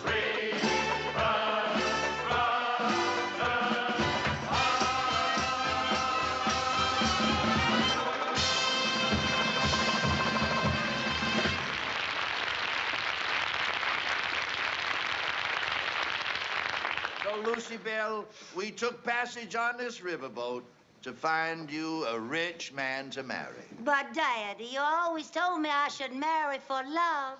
True, but sometimes daddies can be just plain stupid.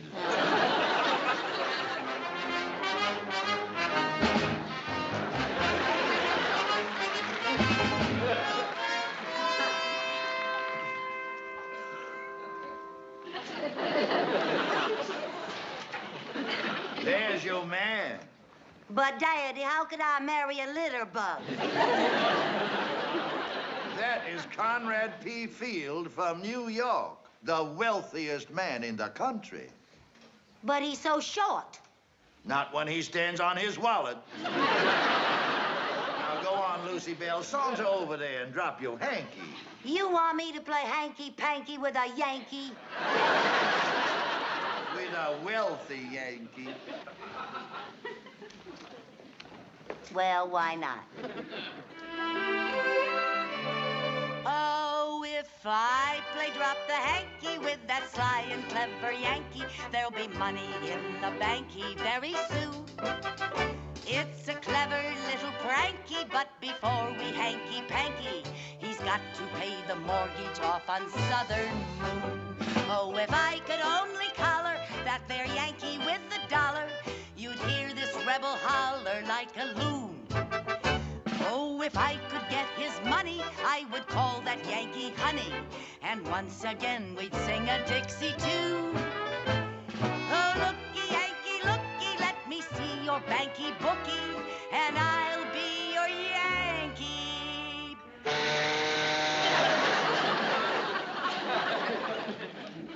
Thank you. Pick my hanky up, and I'll join the Yankee side.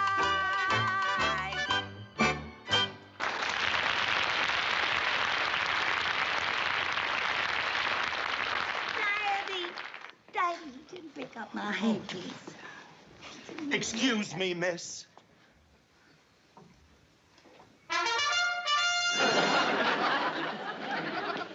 I love you. Let's get married. I don't even know you. Can you think of a better way to get acquainted? Well, no, I can't. Daddy, I found the man I want to marry. Him? And what can he give you? Piano lesson? Sir, I may be poor, but I am honest. Beneath this tattered shirt. I know, you've got tattered underwear. Lucy Bell, you've just got to marry that rich Yankee. But, Daddy, I love him. Oh, come on, Lucy Bell. Goodbye, poor but honest piano player. Now, Lucy Bell, I want you to cotton up to that rich northerner there. Forget the hanky, but give him plenty of panky. All right, Daddy.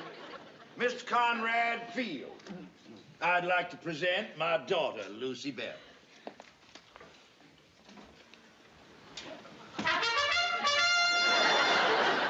It's Jack! What a ravishing beauty.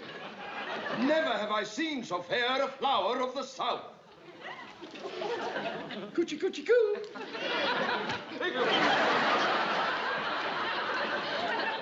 Coochie, coochie, coo. Impetuous child. When she bounds with her parasol, that means she's infatuated. Sir, this has never happened to me before. It's love at first sight. I want to ask you for your daughter.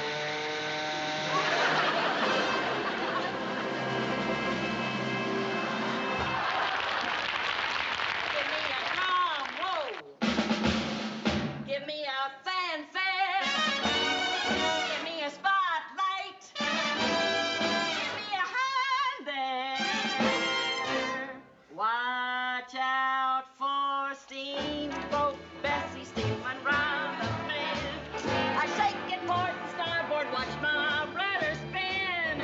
So if you've got a little time to spend, why then spend your time with Bessie, 'cause a man's best friend. Steamboat Bessie, water gal, the siren of the river. Steamboat Bessie, water gal. Oh, I love a man to leave a man. I love to hear him howl. Oh, Steamboat Bessie, steaming right your way. Oh, I go a little overboard most every day.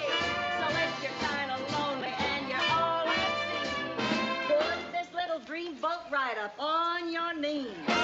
Steamboat Bessie, water gal. Steamboat Bessie, water gal. Oh, Steamboat Bessie. Steamboat Bessie. Steamboat Bessie. Steamboat Bessie. Steamboat Bessie. That's me. Steamboat Bessie.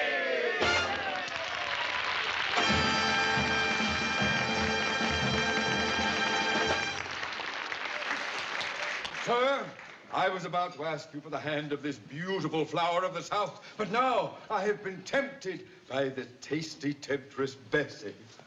Daddy, Daddy, Daddy, he's turning cartwheels over that bam. There he is. Her short dress and beautiful legs lured him away. Well, what chance do I have? How can a man go window shopping when I've got my curtains drawn? Daddy, I'm just going to have to fight fire with fire. Fight what? Fire with fire. I'm still rotten. My last hope has gone now. Nothing I've gotten can't carry on now. So I'll say goodbye to my old plantation land. Can't hold it no longer with no money on hand. Bartender!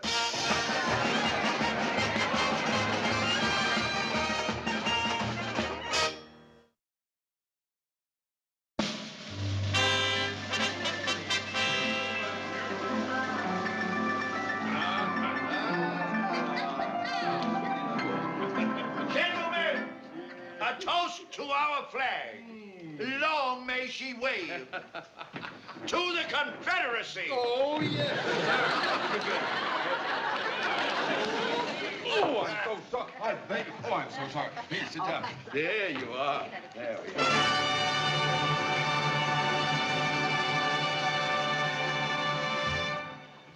Watch out for Dixie Lucy fighting fire with fire. When I get going, boy, you'll soon expire. Now, Bessie here may be the warmest thing you've got, but I can set the world on fire, and boy, that's hot. Dixie Lucy. Burning up the river. Dixie Lucy. Put me in the chicken house and watch the eggs hatch. Oh, Dixie Lucy, playing with flames. Next to me, Vesuvius is mighty tame. So watch out, little Bessie, 'cause your game is through. I'll rub my arms together and start a spark in you.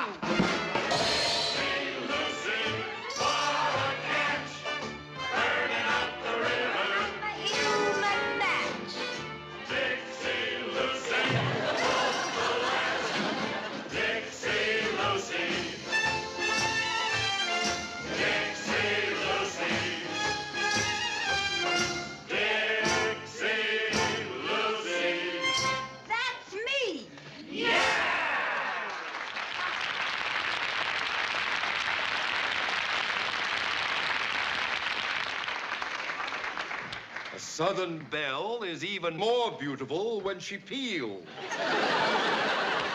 Now I am in a quandary. Which of these beauties should I marry? I don't know where she learned to waltz like that, but I think my daughter Lucy Bell has lured him back.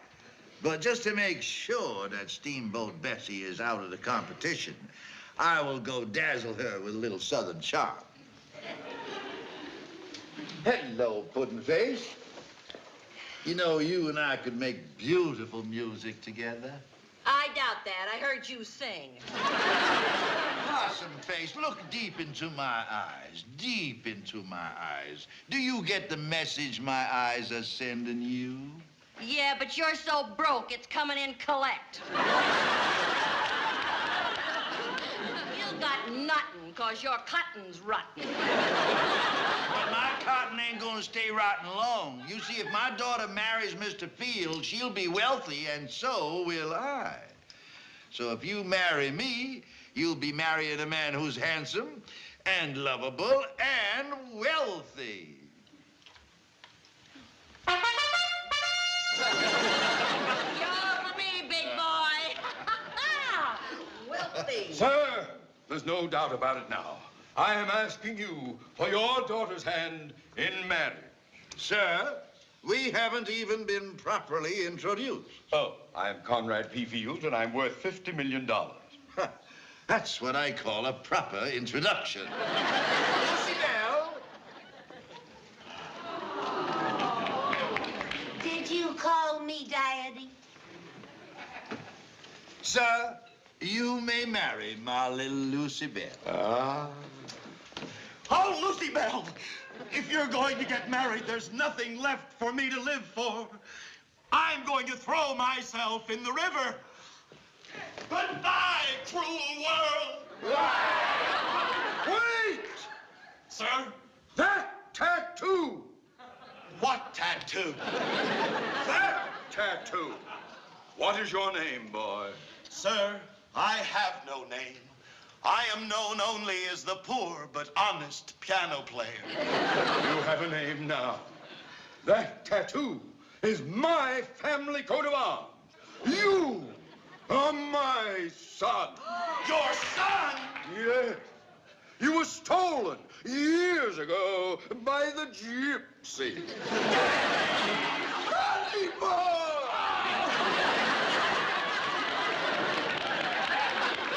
Son, you are now one of the richest boys in the world. And I'm so happy to have you back again. I will give you anything you want. What do you want?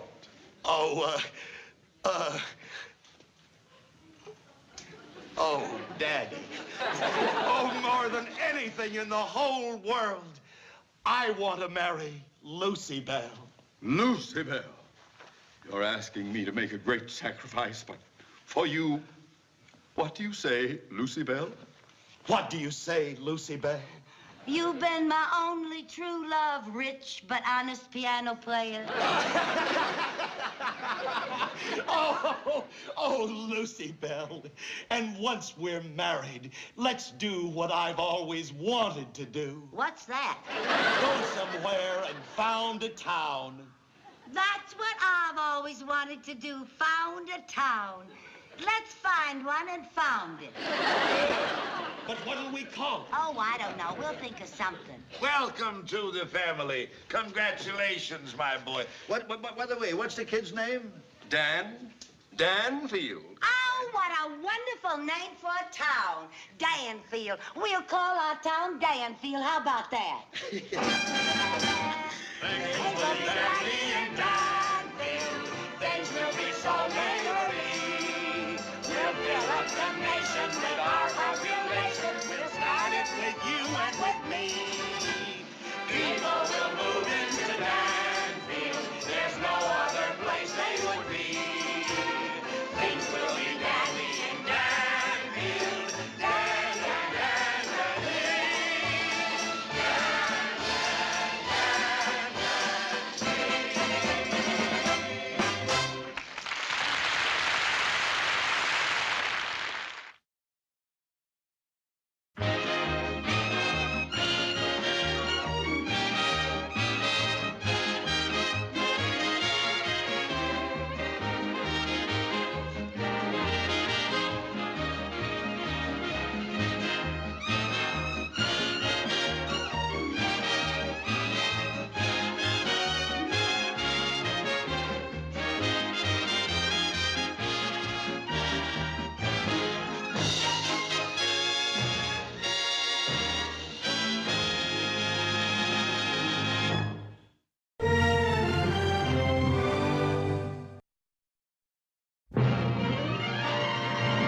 It's The Lucy Show.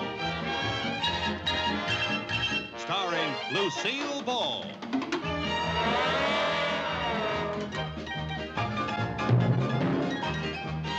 Co-starring Vivian Vance.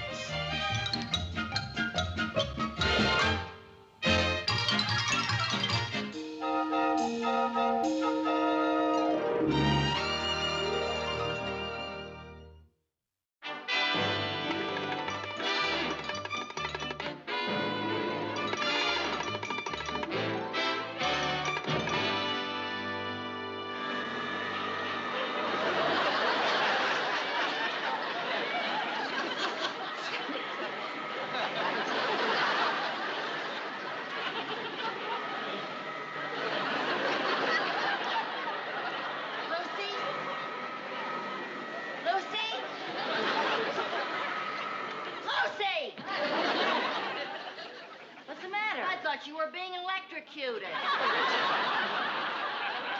I was dancing. Oh, you were dancing. Well, you looked like an Indian trying to make it rain. I was listening to the radio. Oh.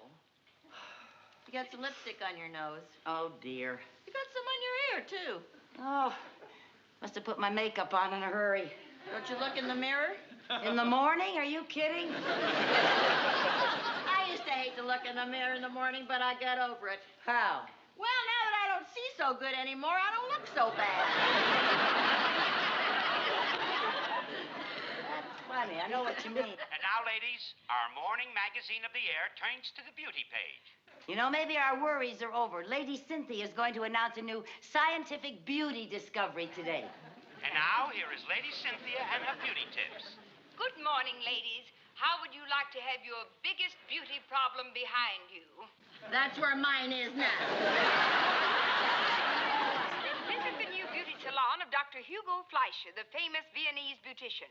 For only $25, Dr. Fleischer gives you a complete beauty treatment that makes you look years younger. He tests your skin with special vitamins and nutrients until he finds out exactly what you are deficient in. Oh, I know what we're deficient in. What? $25. Gee, I'd love to try that Dr. Fleischer's treatment. Well, where are you going to get the $25? Well, Mr. Mooney will be here this morning. Mr. Mooney? Well, he's never refused to give me money for a doctor. Doctor? Dr. Fleischer is a beautician. Well, but he is a doctor. Why, Lucille Carmichael.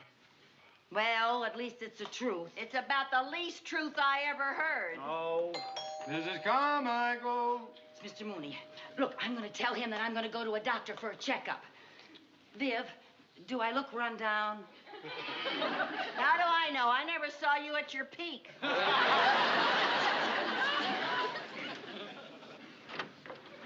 Oh.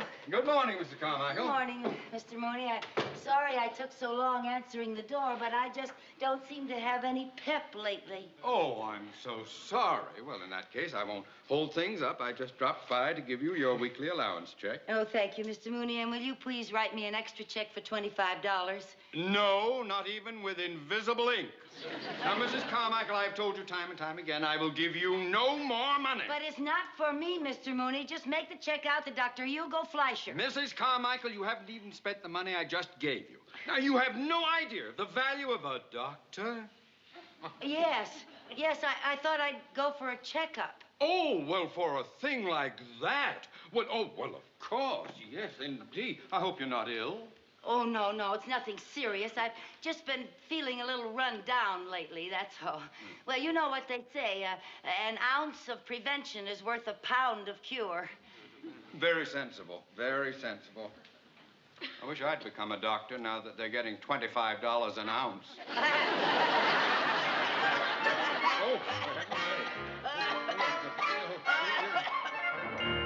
Yeah, this will be fine. We can put the camera in here. Bennett, bring that camera in. Is the microphone plugged in? Check. Excuse me, Doc. All right, boys, bring the camera right in here. We'll hide it in that alcove. Well, we're all set up, Dr. Fleischer. Are you sure this won't be bad for my business? Bad? This will be the greatest publicity you ever had. Look, my television program, The Boiling Point, has millions of viewers. Millions? Sure. And this week on Boiling Point, we're going to show just how much abuse the average woman will take for the sake of beauty without losing her temper, you see? But if she loses her temper, I lose a customer now. Oh, of course not. American women are great sports. And once we tell them they're on television, they go along with the gang. Here comes our first pigeon. Go get him. Right. Okay, fellas, get that camera in there, huh? Now, Doctor, if you'll just wait in here, I please. don't know You if can this hear is the everything right right. thing to do. Doctor, don't worry about a thing. The reputation of Doctor, my business. trust me.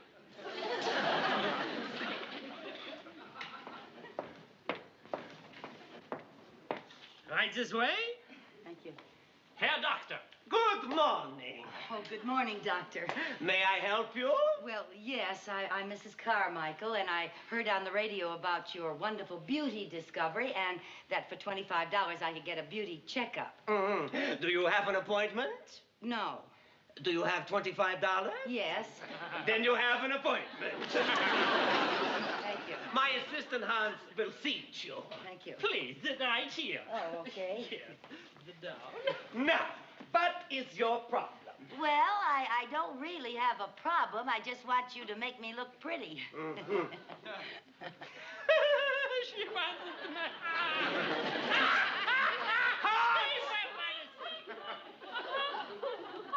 You'll have to forgive Hans. He's very outspoken.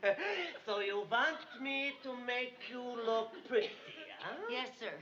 Then I must ask you how old you are. Why? Well, I want to know how much time there is left. Please, lady, don't shout. Now just sit back and relax. Carmichael, I'm a very busy man. Well, I'm sorry. I didn't know you were going to do that. Now, Mrs. Carmichael. Mrs. Carmichael, I do not pamper my clients. Now, if you don't want my beauty consultation, then you can just I leave. want it. Then sit still. Yes. Now, be shall start by first checking you for classification. Classification, right?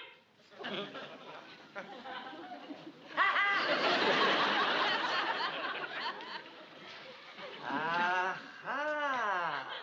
Check that. Oh, yeah. Oh, this is gonna be a big one here. Oh, yeah. No, that's not nice. Oh, I'm terribly sorry. I didn't mean to do that. Yes, after careful study, I have finally reached a conclusion. What is it? Your beauty care comes under classification D. Classification D? Disaster area. Now just sit back and relax. You do that once more and out you go. Well, I'm sorry. I just don't... Now, Mrs. Carmichael, if you don't want my treatments, you But can I walk want it. out. I want it. Then you gotta sit still. Now we try out some of our famous beauty creams made out of different foods and vitamins. Yes, sir. Yes, sir. First, we will start with our Italian base. Yes, sir. You ever notice how those Italian women have nice olive complexions? Yes, sir. Yes, sir. And what is it in their diets that gives them this complexion? Olive oil? No. No? Tomato paste and provolone cheese. Paste and provolone cheese? Yes, Hans. We shall start with the tomato paste. We put a little dab on the side of the cheese. And just put it there. Now, Hans, with the cheese. Cheese.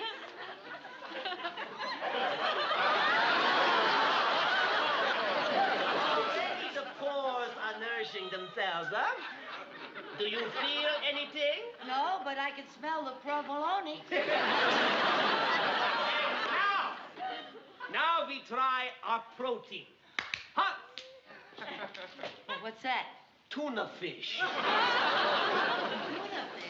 The oil does wonders for the skin. Oh. That's right. Wunderbar. Wunderbar. How's that? Well, at least I can't smell the provolone anymore.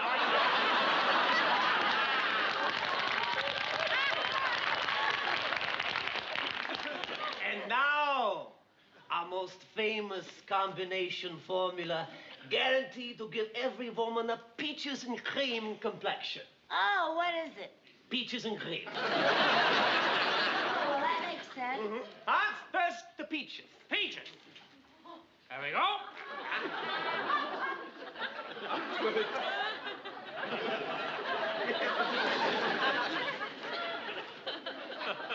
Open your mouth. Now, Hans, make with the cream. The cream. Right.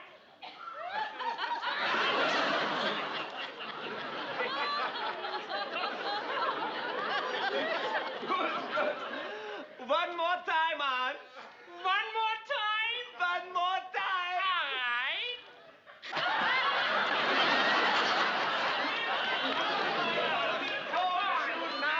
That's the big idea. Stop!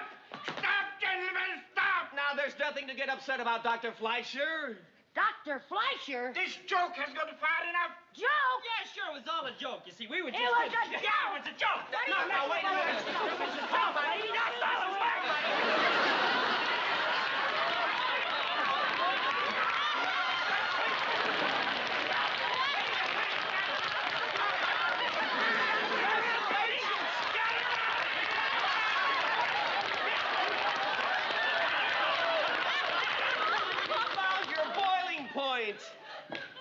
You found my what? Your boiling point. Mrs. Carmichael, you're on television. Look. On my what? Oh, for heaven's sake. Oh, I must look a sight. Hello, Sam. Hello, Jerry, Chris, and Jerry. Oh. Now, Mrs. Carmichael, if you'll just sign this release. I had no idea. You'll receive a 5-year supply of fly paper. Oh, thank you. I must look awful. I must say, Mrs. Carmichael, you've been a wonderful sport. Well, right, thank Pete? you, Oh, thank she was you. better than what we had last week. Mrs. Carmichael, now I will give you a real beauty treatment. Oh, well, Please come. I'm sorry about all this. Oh, that's all right. I rather enjoyed it, if you must Did- know. Oh, well, come on. I really...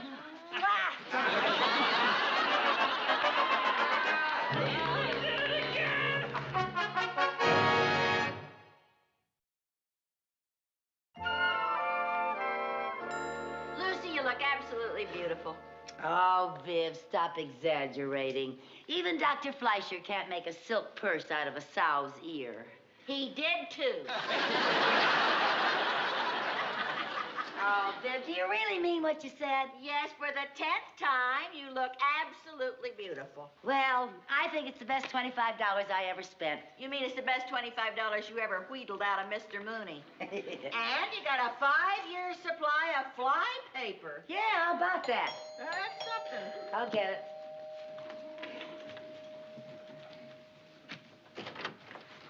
Oh, Mr. Mooney. Good afternoon, Mrs. What Carmichael. a surprise. Good afternoon, Miss Bagley. Well, Mrs. Carmichael, I got to thinking about your going to the doctor for a checkup, and, well, I became rather concerned, and you were here. oh, Mr. Mooney. Oh, thank you. Oh, and candy. Well, now, there's no reason for concern. A lot of people go for checkups. Oh, I know, but you're different. Yes, well, I mean, I just never could think of you as being sick. Oh. Physically, that is. Oh, Viv, would you put these in water so they'll stay fresh? Yes, and I'll open the candy so it won't get stale. Oh, well, that's... Well, won't you sit down, Mr. Mooney? Oh, thank you. My goodness, I didn't realize that you could be so sentimental. Why, Mrs. Carmichael, just because I deal in cold cash doesn't mean that I have a cold heart. Oh, well, of course not. Well, it's a wonderful thing to know that you're the kind of person who can understand how somebody else feels. Oh, my, I must get back to the bank. Oh, you have to leave so Yes. soon? Goodbye, Mrs. Carmichael. Oh, goodbye, Mr. Mooney. Goodbye, Mrs. Bagley. Bye, Mr. Mooney. Down.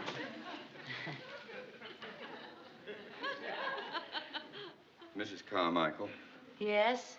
I do hope you can forgive me for some of the unkind things I might have said to you in the past. Because when I thought of the possibility of you being ill, I was overcome with remorse. Oh. I realized I shouldn't blame a woman like you just because you don't know anything about finance and budgets and economy. After all, you can't help being stupid.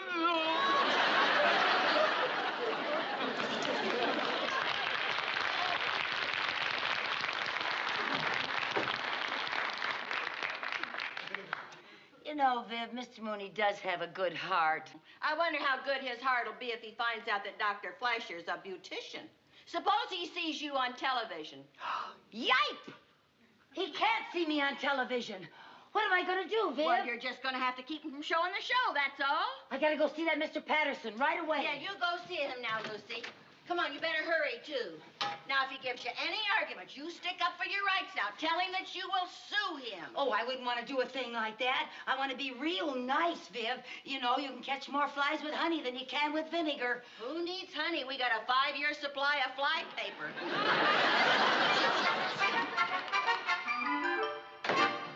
I'm sorry, Mrs. Carmichael, but your show is scheduled to go on the air this Thursday. But, Mr. Patterson, I have very personal reasons for not wanting to be seen on television. Can't you understand? I'm sorry, there's nothing I can do about it.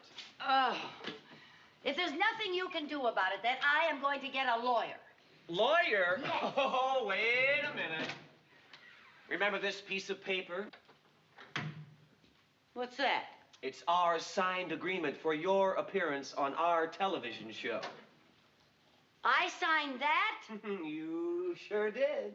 Well, then I want it right now. Now, Mrs. Carmichael, you signed this of your own free will. But, Mr. And I'm afraid Patterson. there's nothing we can... Patterson, Excuse Mr. Patterson. me? Yes. Say, we just ran a rough timing on Wednesday's show. Yeah, how'd it time out? Well, we're about a minute short. Does that include the last commercial? Including everything, we're still a minute short. Well, we'll just have to dream up some kind of a funny finish that runs about a minute. Okay, when do you want to get together? How about tonight? My wife's out of town. Maybe we can go someplace for dinner, huh? Name it. Hey, how about that French restaurant, the Can A Go Go? Yeah, where the waitresses are dressed like can dancers? Yeah, but I go there because the food is excellent. You sly dog. First day she leaves, you're gonna start. Pete, I have someone in the office. I'll call you back. Now, Mrs. Carmichael, it's not the intention of our show to embarrass anyone, but you did sign an agreement. Mr. Patterson, really, can't you believe me? Mrs. Carmichael, I I don't have time to argue with you. I've got to get this to the film editor. Oh.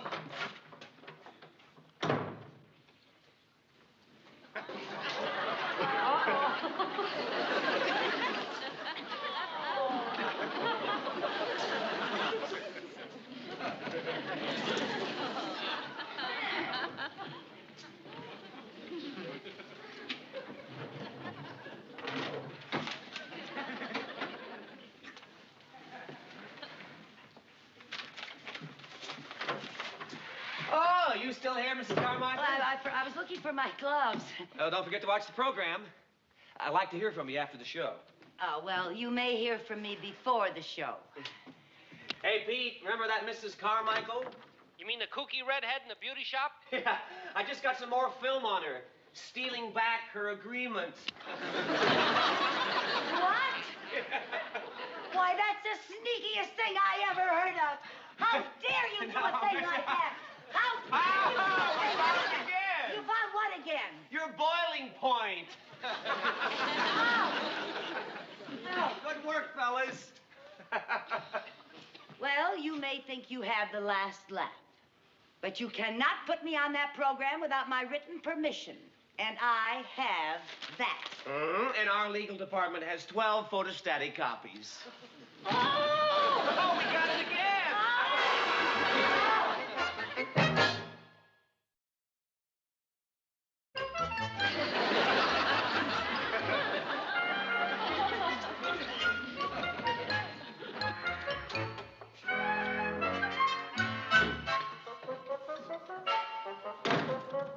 Window washer? Hey, what happened to Joe? Joe? Yeah, our regular window washer. Oh, we're not here today. Hey, I bet I know what happened. His wife had that baby, right? Yeah. Boy or girl? Oh, it was a boy. Hey, that's great. Here, the Joe's boy. Oh, no. Oh, go ahead. They're imported. $50 a box. I always say there's nothing like a good cigar, huh? Especially a good cigar like this. It makes you feel so relaxed, you know? So content. So masculine. You know, cigar smoking's about the only thing that women haven't taken up yet. But give them enough time, they'll probably catch on to that. You a regular cigar smoker? Oh, yep, uh-huh. Well, I guess you guys can afford it, huh? You make pretty good money. But you earn it. I wouldn't hang out that window for $1 million.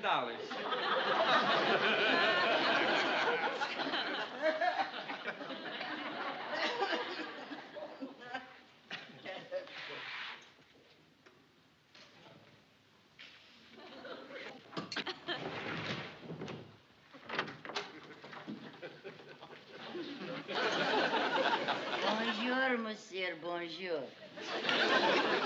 Bonjour. Who are you? My name is Gigi. I work at the Can Go-Go. Oh? I had dinner there last night. Oui, I found these under your table. Well, thanks a lot, but these aren't mine. Oh, I thought they belonged to you, Mr. Patterson. Hey, how did you know my name? Oh, from the television. I recognize you in the restaurant. Oh, did you wait on me? No, but next time maybe you sit at Gigi's table, n'est-ce pas? Well, sure. I'm having dinner there again tonight. I'll ask for you. Oh, merci, merci.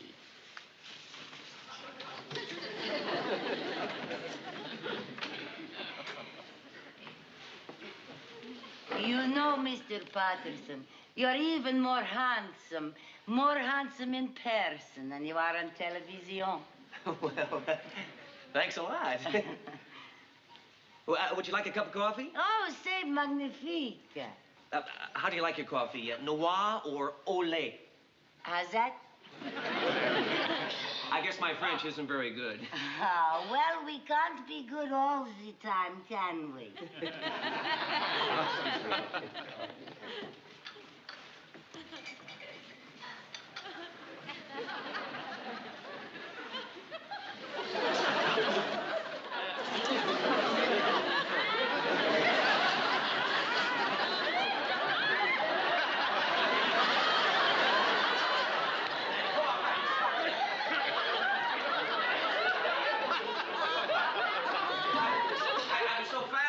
By your coffee.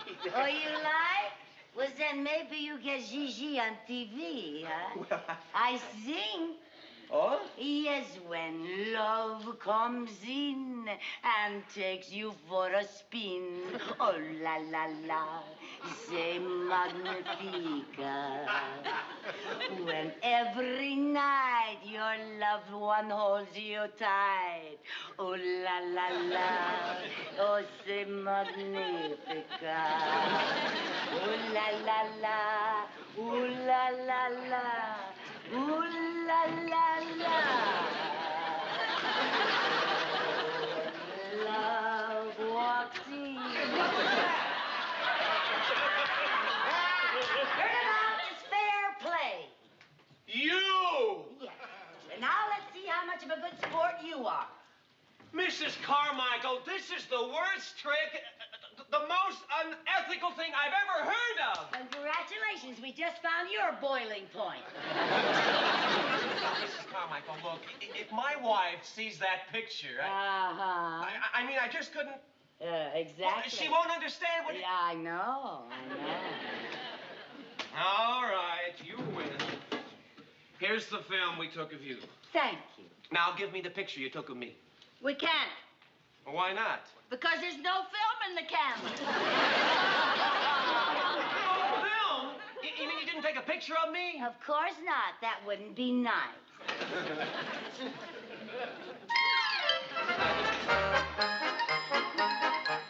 Ooh la la la la.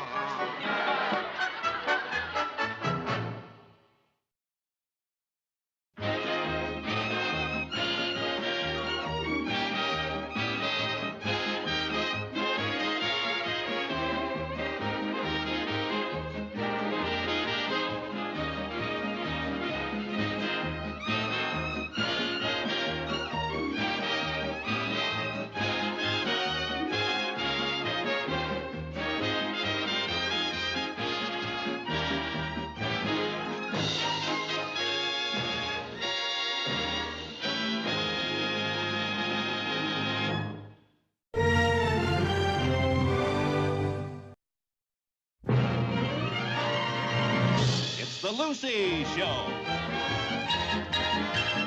Starring Lucille Ball.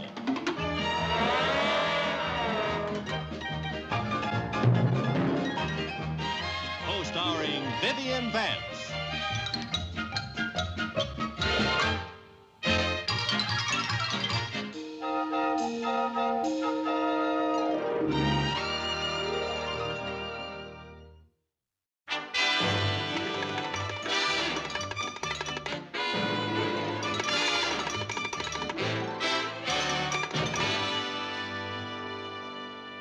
Now for our jumping exercises.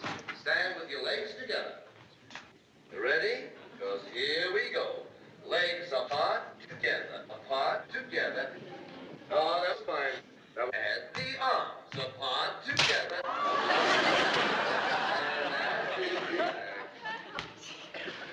Viv, how about scrambled eggs? You did it again, huh? Oh, that was splendid. Oh, keep still. And now for our bending exercise with... Lucy, will you do me a favor? Just don't turn the radio on tomorrow morning. Then maybe I can have my eggs the way I like them, fried. All right, I'm sorry. I got carried away. If you want fried eggs, I'll get you fried eggs. Picked up the mail. Any mail for me? Yeah, there's one letter for you. Who's it from? The Bureau of Internal Revenue. What do you have to do to get fried eggs around here? Bureau of Internal Revenue? That's what I said. What do they want? I don't know. Open it up and see. I wouldn't touch it with rubber gloves. Oh, come on now, Lucy. You gotta open it. No, you open it, and if it's bad news, I don't want to hear it. Okay. Lucy! What? You got a refund. A refund? Yes. $38.23. Oh, what a wonderful government. Oh, gee, I'm going to have to send Lyndon a thank you note. Oh, I know just what I'm going to do with this. You're going to put that in the bank. No, that's too dull. I'm going to invest this in the stock market. Oh, now, Lucy, that's a gamble. No, it isn't. Now, I want to invest it in something that will grow. I'm thinking of the future. After all, I'm not getting any younger. I'm not getting any older, either. I'm in a nice, comfortable rut. Oh, you don't know anything about the stock market. I don't have to know anything about it. I'll go see a stockbroker. He'll advise me. Hey! What? What about my breakfast? Vivian, I can't waste my time getting breakfast, for heaven's sake. I gotta go buy some stock. The market may be going up right now. Who knows, someday maybe my $38 will be worth $38,000. Or 38 cents. Viv, that kind of thinking is why I own this house and you pay me rent. Clean up the eggs, girl. Mrs. Carmichael? Yes. Oh, won't you please come in? Thank you. Very nice to meet you. Thank you. Won't you be seated over there, please? All right. Now then, what can I do for you? Well, I just came into some money and I want to invest it. A very smart move. I know. My friend Mrs. Bagley said that I should put it into a savings account, but I want to put the entire amount in stock. The entire amount? Yes, sir. Every cent of it. Oh, yes, well, excuse me, Mrs. Carmichael. Yes. Miss Rose? Yes, Mr. Phillips? I don't want to be disturbed. Hold all phone calls and tell Mr. Stevens I'll have to break that appointment. I have a very important client. Yes, sir. Well, then, Mrs. Carmichael, tell me, what kind of stocks did you have in mind? Well, I really know very little about the stock market, but, well, that's why I came to you for advice. Well, that's what I'm here for. However, there are different investments and different goals for every investor. Oh, naturally. And just what is your goal? I want to get rich. Well, that's understandable. But of course you realize you won't get rich overnight. Oh, I don't expect to. I could wait a day or two.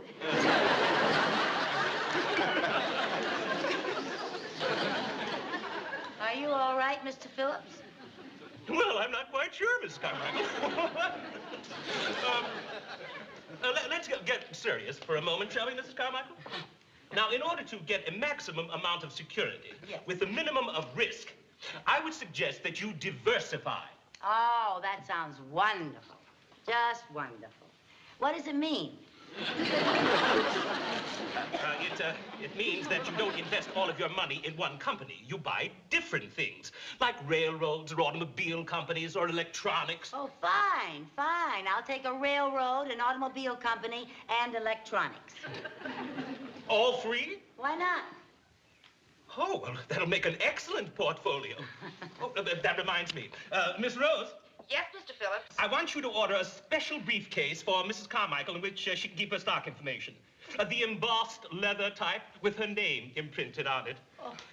What's your first name? Lucy. Lucy? It's very nice. Her name is Lucy Carmichael.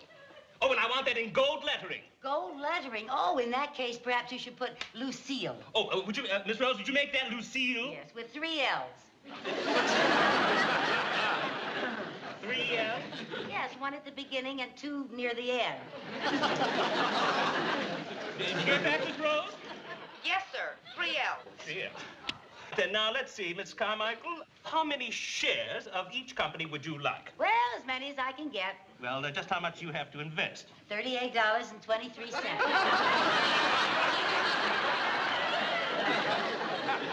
$38.23. Yes, sir, and I am willing to invest every cent of it.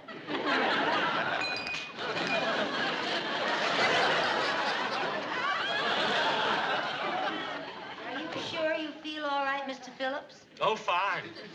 I haven't felt this way since 1929. But I thought maybe something was wrong with you. Oh, no. I tell you what, Mrs. Carmichael, I think the best thing for you to do is to buy a share or two of some good conservative stock, like a bank. Perhaps the very bank with which you do business. You mean I could own stock in Mr. Mooney's bank? Yes, your stock would make you part owner in this Mr. Mooney's bank. A part owner? Oh, well, it's the Danfield Bank. Yes, Danfield. Yes, Danfield. Here it is. Yes, it's selling for $32 a share. Buy me a share immediately. Yes. Hell, now that I'm part owner of the bank, I'll be able to tell Mr. Mooney a thing or two. You know, Mr. Phillips, you may not believe this, but I have always had difficulty with this Mr. Mooney. Oh, I believe it. All right, Mrs. Carmichael, here's your receipt. You can pay the cashier outside. Thank you. You're I think I shall go directly over to the bank. You know, I haven't been too happy with the way Mr. Mooney has been handling things lately. Good day, Mr. Phillips. Goodbye, Miss Carmichael.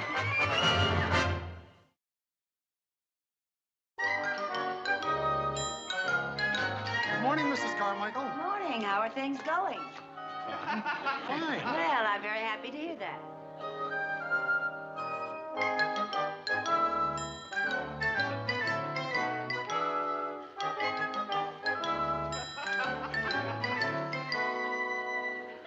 Well, that's a nice big deposit, Mr. Williams. We can certainly use that. Keep up the good work, my man.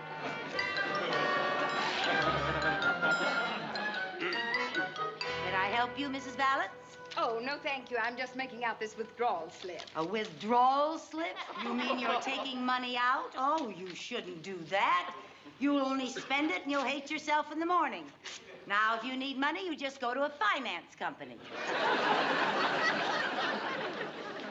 Well, Mr. Summers, that's a big, fat deposit.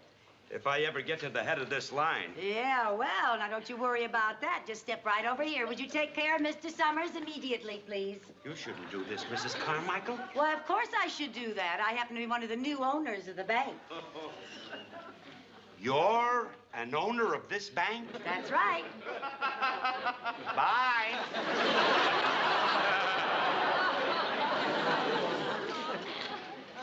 Well, I guess he was anxious to spread the good news.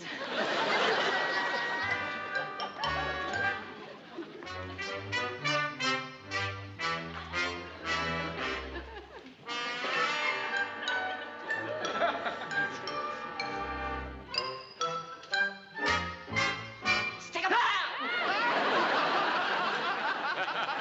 Oh, it's you, Mrs. Carmichael. What are you trying to do? I'm trying to teach you a lesson, George. Anyone could walk in here and rob this bank. Do you know that? You're going to have to be a little quicker on the draw. I got a 9-year-old nephew that can outdraw you. Now, you better stay home nights and practice your quick draw. If you want to keep your job.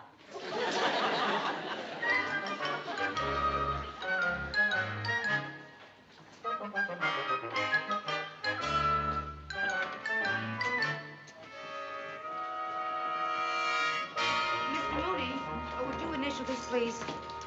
Oh, yeah. Thank you. Oh, I beg your pardon, madam. Oh, it's you.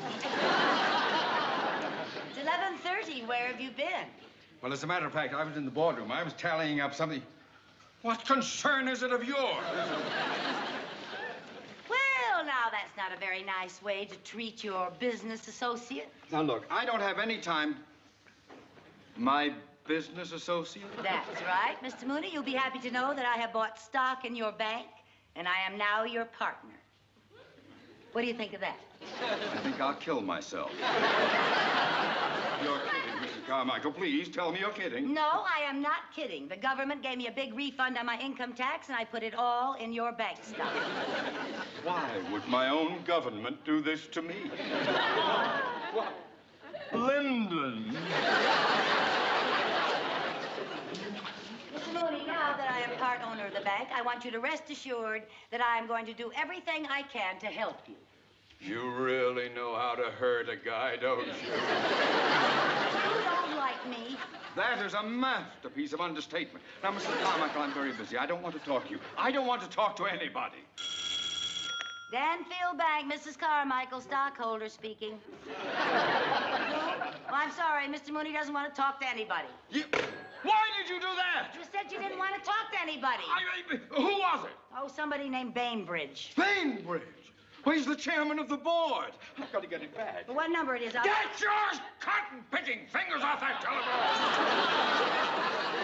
Will you do me a favor? Get out! Well, I know when I'm not wanted.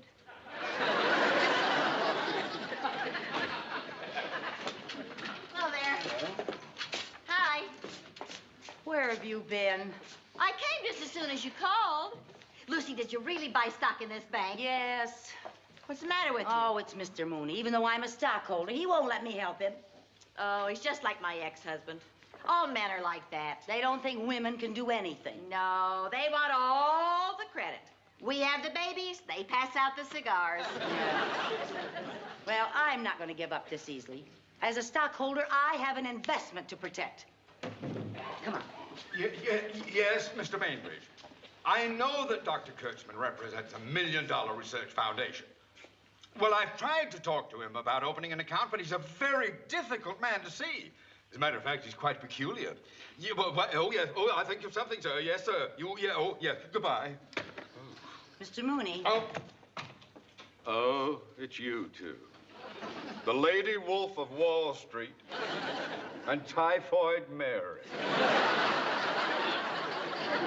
Mr. Mooney, could I go and see Dr. Kurtzman? Perhaps I could get his account. You? It would take someone better than you are.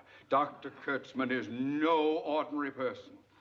He's eccentric, very peculiar, strange, rather weird. Good heavens, you're just the one to see him.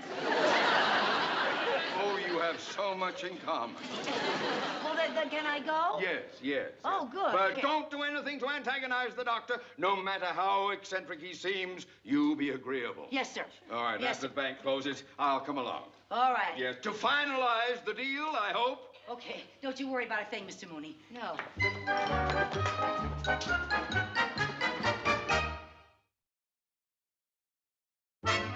Hello, this is Dr. Oscar Kurtzman's secretary.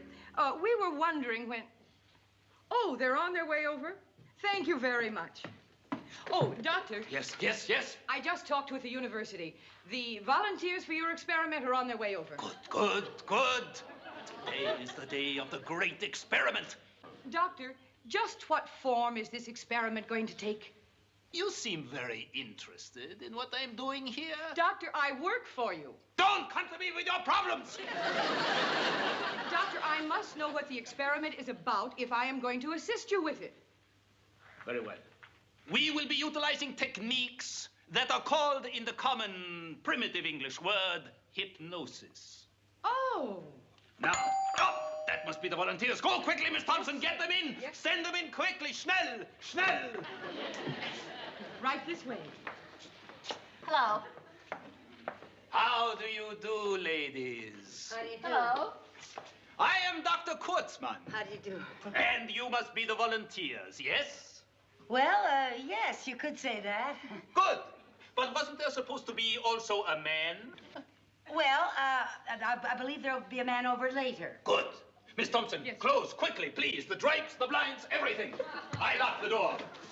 So, in this way, we keep out the outside distractions while you are being hypnotized. And now, ladies, you will please sit here.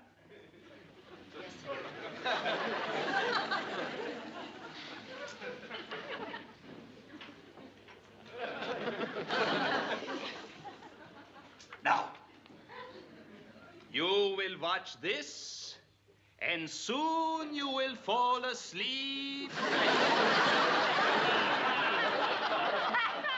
No, Blitz! It certainly works fast. Doesn't it always work that fast? I don't know. I never did it before. Fortunately, they sent us 2 weak minds. Let us see that the special room is made ready with everything so just prepared.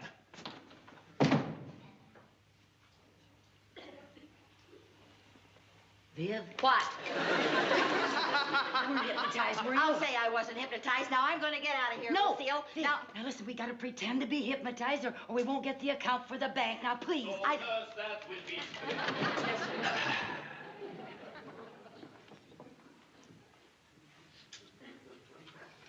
Now, ladies, you are in complete hypnosis. Later, when I wake you up, you will have been regressed to the age of 5. You will not see me or notice me except when I click my clicker.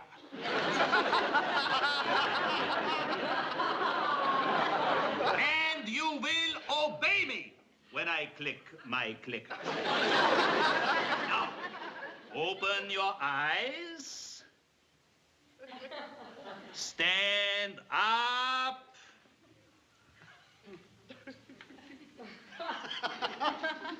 In a little while, you will believe you are children. You will behave as children.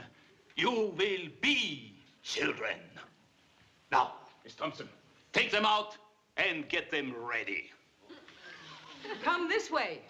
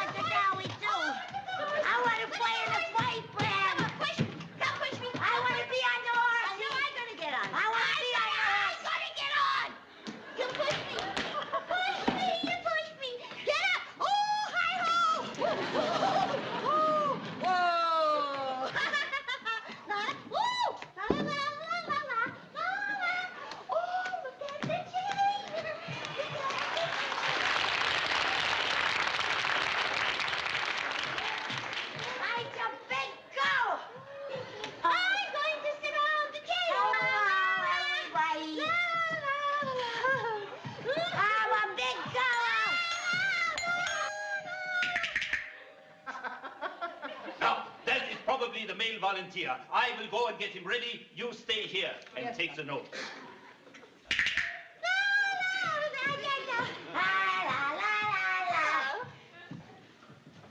My name's Vivian. I'm pretty. My name is Woosie, and I don't like you. Oh, I take dancing lessons. I can kick over my head. Okay, kick it over here and I'll kick it back. I'm going to show you what I mean. I'm going to show... I'll show you how I mean kick. There! I bet you can't do that. I can, too. Let me see you, let me see. Let me see you.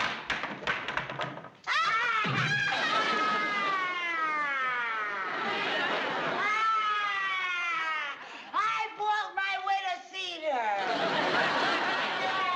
Does it hurt you? Yes, I'm hurt it, and it's all your fault. You wouldn't do anything.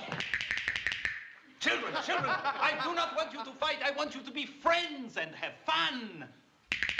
I like you. And now, children, I have a wonderful surprise for you. What's the surprise? Well, I want the surprise. You just wait and see. Just wait and see. You can come in now.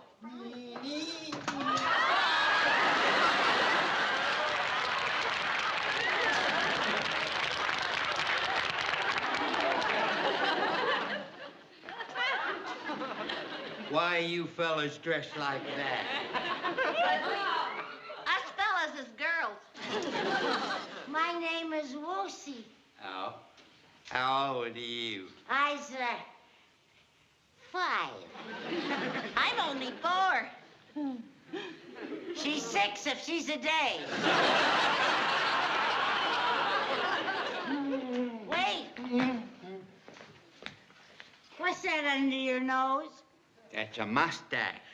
It is not. Only grown-ups have mustaches. Does your daddy have a mustache? No, my mommy does. Has a make-believe mustache. It's real. It's a make-believe mustache. It's real. It's make-believe. It's real. It's real. He's white. It's real.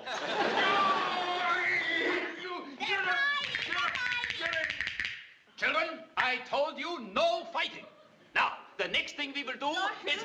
Yes. Doctor, something terrible has happened. Terrible. What is lost? What? You'd better come and see for yourself. All right, I come. Now, you children stay like so. I will come directly back.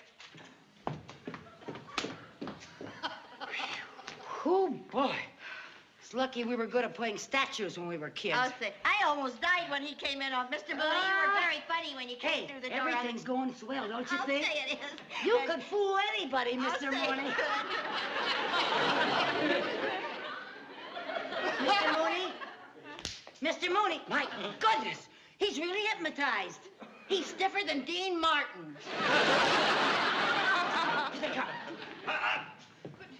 How can you do such a mistake? How is this possible?